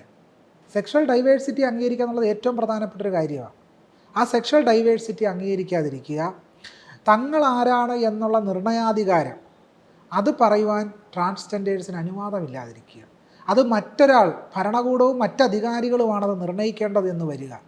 അതിന് ചില റിപ്പോർട്ടുകൾ ആവശ്യമാണെന്ന് വരിക. ഇപ്പോൾ ഒരാൾ ഞാൻ ഇന്നയാളാണ് എന്ന് പറയാൻ ആ പറയുന്ന ആൾക്കാണ് അതിനുള്ള അധികാരം. അത് മറ്റാർക്കും അതിനുള്ള അധികാരമില്ല. ഞാനൊരു ക്യൂർ പേഴ്സൺ ആണോ, എൻ്റെ സെക്ഷൽ ഡൈവേഴ്സിറ്റി എന്താണ്, അതിൻ്റെ ഫ്ലൂയിഡിറ്റി എന്താണെന്നൊക്കെ പറയാൻ ആ പറയുന്ന ആൾക്ക് മാത്രമേ അതിന് അധികാരമുള്ളൂ. അപ്പോൾ പറയുന്ന ആളുടെ സ്വത്വത്തെ സമ്പൂർണ്ണമായിട്ട് തകർക്കുക. ഈ പുരാണങ്ങളിലുമൊക്കെ കാണുന്ന രീതിയിൽ ഈ അർജുനനോട് കൃഷ്ണൻ പറയുന്നുണ്ടല്ലോ, ക്ലൈബ്യം മാസ്മ കഥപ്പാർത്ത, നിൻ്റെ ക്ലീബത്വം, നിൻ്റെ നപുംസകത്വം നീ ഉപേക്ഷിക്കുക അർജുന എന്നാണ് പറയുന്നത്. അപ്പോൾ ആ രീതിയിലാണ്, ആ ഒരു കാഴ്ചപ്പാടിലാണ് ഇവർ ട്രാൻസ്ജെൻഡർ ബില്ലിനെ നോക്കിക്കാണുന്നത്. അപ്പോൾ ആർഷഭാരത സനാതന ധർമ്മ വ്യവസ്ഥയ്ക്ക് അനുസരിച്ച് ഒരു ട്രാൻസ്ജെൻഡർ ബില്ലാണ് നിലവിൽ വന്നിട്ടുള്ളത്. അത് നമ്മൾ എനിക്ക് തോന്നുന്നു നെസ്ല വിധിയാന്ന് തോന്നുന്നു 2016 ആ വിധിയിൽ തന്നെ വളരെ വ്യക്തമായി പറയുന്നുണ്ട്, ഓരോരുത്തരും അവർ എന്താണ് എന്ന്, അവരുടെ സ്വത്വം എന്താണെന്ന് പ്രഖ്യാപിക്കാൻ അവർക്കാണ് അധികാരം. പിന്നീട് DY ചന്ദ്രചൂഡിൻ്റെ വിധി, പുരോഗമനാത്മകമായ ചില നിരീക്ഷണങ്ങൾ അദ്ദേഹത്തിൻ്റെ വിധിയിൽ നമുക്ക് കാണാൻ കഴിയും. അപ്പോൾ ഇതിനെയൊക്കെ മറികടന്നുകൊണ്ട്, ഇതിനെയൊക്കെ തള്ളിക്കളഞ്ഞുകൊണ്ടാണ് ഇപ്പോൾ 2026 പുതിയ ഭേദഗതി വ്യവസ്ഥ വന്നിട്ടുള്ളത്. അത് തന്നെയല്ല, മറ്റൊരു പ്രശ്നം കൂടിയുണ്ട്. ഈ ഞാൻ സെക്ഷൽ ഡൈവേഴ്സിറ്റി എന്ന് പറഞ്ഞു, അതുപോലെ തന്നെ ഈ സെക്ഷൽ ഡൈവേഴ്സിറ്റിയോടൊപ്പമാണ് കാസ്റ്റും കൂടെ ചേർന്ന് കിടക്കുന്നത്. അവിടാണ് ഇതിൻ്റെ ഹിംസ. ഒരു ദളിത് കമ്മ്യൂണിറ്റിയിൽ നിന്നും ഉള്ള, ആദിവാസി കമ്മ്യൂണിറ്റിയിൽ നിന്നൊക്കെയുള്ള ട്രാൻസ്ജെൻഡേഴ്സ് എങ്ങനെ അതിജീവിക്കും? അപ്പോൾ അത് വലിയ ഭീകര പ്രശ്നമാണ്. അപ്പോൾ ഇതിനെതിരെ പൊതുസമൂഹത്തിൽ നിന്നും വലിയ രീതിയിലുള്ള സമരം ഈ പറയുന്ന ഹിന്ദുത്വ ഭരണകൂടത്തിനെതിരെ ഉയർന്നു വരിക തന്നെ ചെയ്യും. തന്നെയല്ല, ആഗോളതലത്തിൽ കാണുന്ന ട്രാൻസ്ജെൻഡേഴ്സിനോടുള്ള ജനാധിപത്യ വിരുദ്ധമായ, മനുഷ്യത്വ വിരുദ്ധമായ സമീപനത്തിൻ്റെ മറ്റൊരു പകർന്നാട്ടമാണ് ഇന്ത്യയിലും നടന്നു വരുന്നത് എന്നുള്ളതാണ്. ഇപ്പോൾ കേരളത്തിൽ, അതുപോലെ തന്നെ ഡൽഹിയിലും ഒക്കെ തന്നെ ട്രാൻസ്ജെൻഡേഴ്സിൻ്റെയും അതുപോലെ തന്നെ ജനാധിപത്യ വിശ്വാസികളുടെയും വലിയ സമരം ഉണ്ടായിട്ടുണ്ട്. അതുകൊണ്ട് തീർച്ചയായിട്ടും ഭരണകൂടം ഇത് പുനഃപരിശോധിക്കേണ്ടി വരും. നമുക്ക് നമ്മുടെ ഭരണഘടന നൽകുന്ന കുറേ അവകാശങ്ങളുണ്ടല്ലോ. ഇപ്പോൾ ആർട്ടിക്കിൾ 14 സമത്വം, അതേപോലെ 19 ഫ്രീഡം, ആർട്ടിക്കിൾ 11 വരുന്നത് പ്രൈവസി ആൻഡ് ഡിഗ്നിറ്റി. ഇപ്പോൾ 2026 ട്രാൻസ്ജെൻഡർ അമെൻമെൻറ്റ് ബില്ല് പ്രകാരം വരികയാണെങ്കിൽ ഇതിനൊക്കെ ഒരു റോൾ ബാക്ക് ആയിട്ടല്ലേ ഈ ഒരു അമെൻമെൻറ്റ് വന്നിട്ടുള്ളത്? എന്താ തോന്നുന്നത്? തീർച്ചയായിട്ടും ഈ ഒരു സ്വാതന്ത്ര്യം എന്ന് പറയുമല്ലോ, അല്ലെങ്കിൽ വ്യക്തി സ്വാതന്ത്ര്യം എന്ന് പറയും. ഇതിനു മുമ്പ് കൊളോണിയൽ കാലഘട്ടത്തിൽ തന്നെ ഉണ്ടായ ഒരു സംഭവം എന്ന് പറയുന്നത് ട്രാൻസ്ജെൻഡർ സംഭവവുമായി ബന്ധപ്പെട്ട അവരുടെ വ്യക്തി സ്വത്വം നിർണ്ണയിക്കുന്നതിന് വേണ്ടി കൊളോണിയൽ കാലഘട്ടം 1887 മറ്റോ ആണെന്നാണ് എൻ്റെ ഒരു ഓർമ്മ, അവരുടെ പരിശോധിക്കണമെന്ന് പറഞ്ഞു. അവർ പരിശോധനയ്ക്ക് വിധേയമായില്ല. തൻ്റെ സ്വത്വം താനാണ് നിർണ്ണയിക്കുന്നത്, അതിന് തനിക്ക് അധികാരമുണ്ട് എന്ന് പറയുകയാണ് ചെയ്തത്. അപ്പോൾ ഈ മാതൃഭൂമി ആഴ്ചപ്പതിപ്പിൽ അനസിൻ്റെ വളരെ വിശദമായ പഠനമുണ്ട്. ആ പഠനത്തിൽ ഇത് സംബന്ധിച്ച കാര്യങ്ങളെല്ലാം വളരെ വിശദമായിട്ട് അനസ് വിശദമാക്കുന്നുണ്ട്. അതൊന്ന് നോക്കേണ്ടതാണ് യഥാർത്ഥത്തിൽ. ഇപ്പോൾ ഈ ട്രാൻസ്ജെൻഡർ ഭേദഗതി നിയമം ബില്ല് മാത്രമല്ല, ഇപ്പോൾ ഈ വനിതാ സംവരണ ബില്ലുണ്ടല്ലോ, അതുമൊക്കെ നമ്മളിങ്ങനെ പരിശോധിക്കുമ്പോഴാണ് ഒരു മറുവഴിയിലൂടെ രാഷ്ട്രത്തെ ഏകാധിപത്യത്തിന് കീഴ്പ്പെടുത്തുന്ന രീതിയിലുള്ള നിരവധി ഭേദഗതി നിയമങ്ങൾ നടപ്പിലാക്കുന്ന ഒരു സംവിധാനമായി നമ്മുടെ രാഷ്ട്രം മാറിയിരിക്കുകയാണ്. വനിതാ ഭേദഗതി ബില്ലിലൂടെ ചെയ്യാൻ ശ്രമിച്ചത് ഇന്ത്യയിൽ, പ്രത്യേകിച്ച് സൗത്ത് ഇന്ത്യയെ അധികാരരഹിതമായ ഒരു സ്ഥലമായിട്ട് നിലനിർത്തുക, ഉത്തരേന്ത്യയിലേക്ക് അധികാരം കേന്ദ്രീകരിക്കുക, തങ്ങൾക്ക് വോട്ട് കിട്ടാൻ സാധ്യതയുള്ളിടത്ത് കൂടുതൽ മണ്ഡലങ്ങൾ, പാർലമെൻറ്റ് മണ്ഡലങ്ങൾ സൃഷ്ടിക്കുകയും അതിന് സാധ്യതയില്ലാത്തിടത്ത് പാർലമെൻറ്റ് മണ്ഡലങ്ങൾ വെട്ടിച്ചുരുക്കുകയും ചെയ്യുക. അപ്പോൾ അമിത്ഷാ പാർലമെൻറ്റിൽ തന്നെ വാക്കാൽ നിരീക്ഷിച്ചത്, ബില്ലിൽ അങ്ങനെ ഒരു കാര്യമൊന്നുമില്ല, വാക്കാൽ പറഞ്ഞത് കേരളത്തിൽ 30ഓളം മണ്ഡലങ്ങൾ വരും, അതുപോലെ തന്നെ ധാരാളം മണ്ഡലങ്ങൾ തമിഴ്നാട്ടിലും വരും, ആന്ധ്രാപ്രദേശിലും വരും എന്നൊക്കെയാണ്. അത് വാക്കാൽ മാത്രമേ ഉള്ളൂ. യഥാർത്ഥത്തിൽ സംഭവിക്കുന്ന എന്താണ്? കേരളത്തെക്കാട്ടിലും സൗത്ത് ഇന്ത്യയെക്കാട്ടിലും ഇരട്ടി മണ്ഡലങ്ങളാണ് യഥാർത്ഥത്തിൽ ഉത്തരേന്ത്യയിലും അവരുടെ നമ്മൾ ഈ പറഞ്ഞ കോട്ടാൻകോട്ട് ഹിന്ദി ബെൽറ്റിൽ ഒക്കെ സംഭവിക്കാൻ പോകുന്നത്. ഇതുവഴി അധികാരം സമ്പൂർണ്ണമായിട്ട് എക്കാലത്തേക്കും തങ്ങൾക്ക് കീഴടക്കാൻ കഴിയുന്ന ഒന്നായി അധികാര വ്യവസ്ഥയെ നിലനിർത്താൻ കഴിയും എന്നുള്ള ഒരു സംഗതിയാണ് ഇവർ പറഞ്ഞു വെച്ചത്. അപ്പോൾ ഇത് പിന്നീട് വളരെ ഇന്ത്യയുടെ രാഷ്ട്രീയ ചരിത്രത്തെ തന്നെ പരിഹസിക്കുന്ന രീതിയിൽ, തെരഞ്ഞെടുപ്പിൻ്റെ ചരിത്രത്തെ തന്നെ പരിഹസിക്കുന്ന രീതിയിൽ പ്രധാനമന്ത്രി നരേന്ദ്രമോദി രാത്രി 8 മണിക്ക് രാഷ്ട്രത്തിനെന്തോ സന്ദേശം കൊടുക്കാനെന്ന വ്യാജേന പ്രത്യക്ഷപ്പെടുകയും വനിതാ സംവരണ ബില്ല് പാസ്സാക്കാത്തതിന് പ്രതിപക്ഷത്തെ ആഞ്ഞടിക്കുകയും ചെയ്യുന്നതാണ് കണ്ടത്. നമ്മൾ ഒന്ന് പരിശോധിക്കണം. ഈ കഴിഞ്ഞ 10 വർഷക്കാലം മോദി ദശകത്തിൽ അദ്ദേഹം എത്ര തവണയാണ് മാധ്യമങ്ങളെ നേരിട്ട് അഭിസംബോധന ചെയ്തിട്ടുള്ളത്? ഇൻ്റർവ്യൂ എന്ന പേരിൽ ചില ആളുകളുമായിട്ടിരുന്ന് രഹസ്യ സംഭാഷണം നടത്തുന്നതല്ലാതെ ഒരു പൊതുവായ സ്ഥലത്തിരുന്ന് മാധ്യമങ്ങളെ അഭിസംബോധന ചെയ്യുന്നതിൽ അദ്ദേഹം പരാജയപ്പെട്ടിരിക്കുന്നു. അല്ലെ, ഭീതിയാണ്, മാധ്യമങ്ങളോട് പേടിയാണ്. തങ്ങളുടെ വരുതിക്ക് നിൽക്കുന്ന മാധ്യമങ്ങളെ അല്ലാതെ പൊതുവേദിയിൽ മാധ്യമങ്ങളെ അഭിസംബോധന ചെയ്യാൻ ഹിന്ദുത്വ രാഷ്ട്രീയക്കാർക്ക് കഴിയുന്നേയില്ല എന്നുള്ളതാണ്. കഴിയുന്നേയില്ല. അപ്പോൾ കേരളത്തിൽ തന്നെ ഹിന്ദുത്വ രാഷ്ട്രീയം വളർന്നതനുസരിച്ച് കേരളത്തിലെ മാധ്യമങ്ങൾ ഉൾപ്പെടെ വലിയ ഭീഷണി നേരിടുന്നതായിട്ട് ഇന്നലെ തിരുവനന്തപുരത്തും മറ്റു നടന്ന സംഭവവികാസങ്ങളിലൂടെ നമുക്ക് ബോധ്യപ്പെടുന്നുണ്ട്. അപ്പോൾ പറഞ്ഞു വന്നത്, വനിതാ സംവരണ ബില്ല് വനിതകൾക്ക് വേണ്ടിയാണ് എന്ന് വരുത്തി തീർത്തിക്കൊണ്ട് മണ്ഡല പുനർക്രമീകരണത്തിനാണ് യഥാർത്ഥത്തിൽ അവർ ശ്രമിച്ചത്. അത് രാഹുൽ ഗാന്ധി ഉൾപ്പെടെയുള്ള പ്രതിപക്ഷ നേതാക്കളും പ്രതിപക്ഷ കക്ഷികളും എല്ലാം വ്യക്തമാക്കിയ കാര്യമാണ്.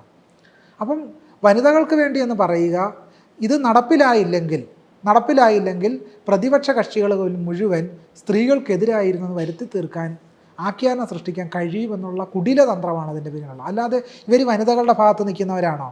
ഞാനിതാ സ്ത്രീകളോട് മാപ്പ് ചോദിക്കുന്നു എന്നാണ് പ്രധാനമന്ത്രി ആദ്യം മാപ്പ് ചോദിക്കണം ബിൽക്കിസ് ബാനുവിനോടാണ് ആദ്യം മാപ്പ് ചോദിക്കേണ്ടത്. ഈ ബിൽക്കിസ് ബാനുവിനെ പീഡിപ്പിച്ച ആ പ്രതികൾ ഗുജറാത്തിൽ ജയിലിൽ നിന്ന് പുറത്തിറങ്ങിയപ്പോൾ അവരെ സ്വീകരിച്ച ഒരു രാഷ്ട്രീയത്തിൻ്റെ വക്താവല്ലേ മോദി?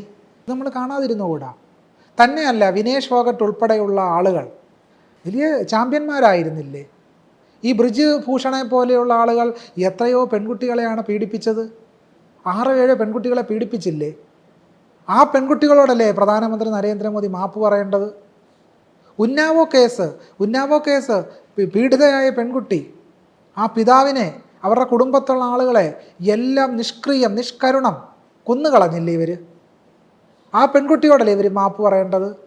അതുപോലെ വടക്കേ ഇന്ത്യയിൽ ഒരു മുസ്ലിം പെൺകുട്ടി ക്ഷേത്രത്തിൽ വെച്ചല്ലേ ആ പെൺകുട്ടിയെ മൃഗീയമായിട്ട് കൊന്നുകളഞ്ഞത്, പീഡിപ്പിച്ചത്? എന്തുകൊണ്ടാണ് ആ പെൺകുട്ടിയോട് മാപ്പ് പറയാത്തത്? ഇങ്ങനെ ജാതിക്കൊലയാളികൾ, ജാതിക്രൂരന്മാർ, നിഷ്ഠൂരന്മാരായ ഹിന്ദുത്വവാദികൾ കൊന്നുകളഞ്ഞ പെൺകുട്ടികളോടും അവരുടെ കുടുംബത്തോടുമാണ് യഥാർത്ഥത്തിൽ നരേന്ദ്രമോദി ആദ്യം മാപ്പ് ചോദിക്കേണ്ടത്.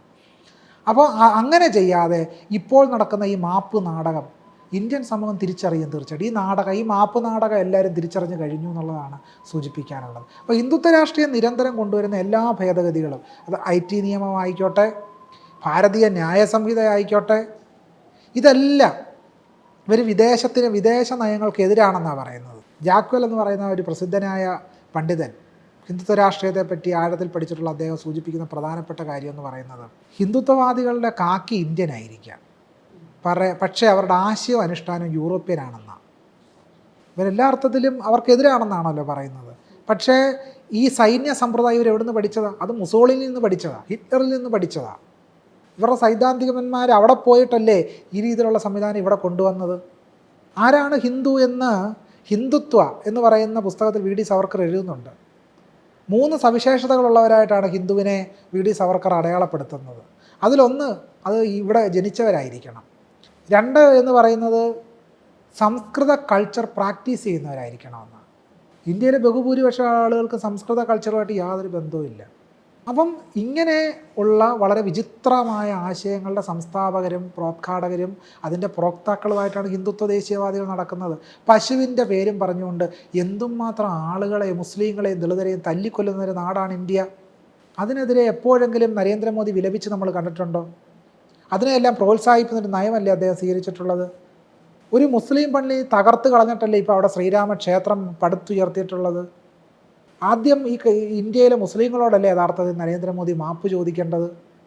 ഹിന്ദുത്വവാദികളെ കൊല്ലപ്പെട്ട ഗുജറാത്തിലെ നിരവധി സ്ത്രീകളുണ്ടല്ലോ, പീഡിപ്പിക്കപ്പെട്ട സ്ത്രീകളുണ്ടല്ലോ, വംശീയ കൊലപാതകത്തിന് ഇരയായ സ്ത്രീകളുണ്ടല്ലോ, അവരോടല്ലേ ഇന്ത്യയിലെ പ്രധാനമന്ത്രി മാപ്പ് ചോദിക്കേണ്ടത്? അപ്പോൾ അവരോടൊന്നും മാപ്പ് ചോദിക്കാതെ വനിതാ സംവരണ ബില്ലിൻ്റെ പേര് പറഞ്ഞുകൊണ്ട് മണ്ഡലപ്പുന ക്രമീകരണം നടത്തി രാജ്യം മുഴുവൻ കീഴടക്കാനും ഉത്തരേന്ത്യയുടെ കോളനിയാക്കാനുമുള്ള ശ്രമങ്ങളെ പ്രതിപക്ഷം പരാജയപ്പെടുത്തിയതിൻ്റെ ക്ഷീണത്തിലാണ് യഥാർത്ഥത്തിൽ നരേന്ദ്രമോദി മാപ്പ് നാടകം നടത്തിയിരിക്കുന്നത്. വനിതാ സംവരണ ബില്ല് പരാജയപ്പെട്ടപ്പോൾ പ്രധാനമന്ത്രി പറഞ്ഞിട്ടുള്ളത് പ്രതിപക്ഷം അതിനെ ഭ്രൂണഹത്യ ചെയ്തു എന്നുള്ളതാണ്. ആഗോളതലത്തിൽ തന്നെ നമ്മൾ എടുത്തു നോക്കുകയാണെങ്കിൽ സ്ത്രീകളുടെ ശരീരത്തെയും അവരുടെ തീരുമാനങ്ങളെയും അടിച്ചമർത്തുന്നതിന് വേണ്ടി ഉപയോഗിക്കുന്ന ഒരു വാക്കാണ് ഭ്രൂണഹത്യ എന്ന് പറയുന്നത്. അപ്പോൾ ആ തരത്തിൽ ഈ സ്ത്രീകളുടെ രാഷ്ട്രീയപരമായിട്ടുള്ള പങ്കാളിത്തത്തെക്കുറിച്ച് ചർച്ച ചെയ്യുമ്പോൾ അതിനെ ഇത്തരത്തിൽ നിഷേധാത്മകമായ ഒരു പ്രഖ്യാപനം കൊണ്ട് അല്ലെങ്കിൽ ഒരു വാക്ക് കൊണ്ട് ഈ തടയിടുന്നത് ഒരു തരത്തിൽ സ്ത്രീ വിരുദ്ധമായിട്ടുള്ള ഒരു പൊതുബോധത്തിന്റെ പ്രതിഫലനമല്ലേ? ഈ ഭ്രൂണഹത്യ യഥാർത്ഥത്തിൽ ചെയ്തവരാണ് ആരാണെന്ന് കൂടി ഈ സന്ദർഭത്തിൽ നമ്മൾ പരിശോധിക്കണം. ഗർഭം കുത്തി പിളർന്നവരാണ് ഹിന്ദുത്വവാദികൾ ഗുജറാത്തിൽ. അതുകൊണ്ട് അവർ ഭ്രൂണഹത്യ എന്നുള്ള വാക്ക് അവർ ഉപയോഗിക്കുന്നത് അത്ര നിസ്സാരമായിട്ടല്ല, നിഷ്കളങ്കമായിട്ടല്ല. അവരതിൻ്റെ വക്താക്കളും അത് ചെയ്തവരുമാണ്. ആ ഓർമ്മയിലാണ് മോദി ഇക്കാര്യം പറയുന്നത്. തന്നെയല്ല, നമ്മൾ മനസ്സിലാക്കേണ്ട അടിസ്ഥാനപരമായ പ്രശ്നം എന്ന് പറയുന്നത് പ്രതിപക്ഷത്തുള്ള സ്ത്രീകൾ ഉൾപ്പെടെയല്ലേ ഇത് പരാജയപ്പെടുത്തിയത്. മഹുവ മൈത്രയെ പോലെയുള്ള വിപ്ലവകാരികളായിട്ടുള്ള സ്ത്രീകളല്ലേ ഈ ബില്ല് പരാജയപ്പെടുത്തിയത്, കനിമൊഴിയെ പോലെയുള്ള ആളുകൾ. അപ്പോൾ അവരാരും സ്ത്രീകളല്ലേ?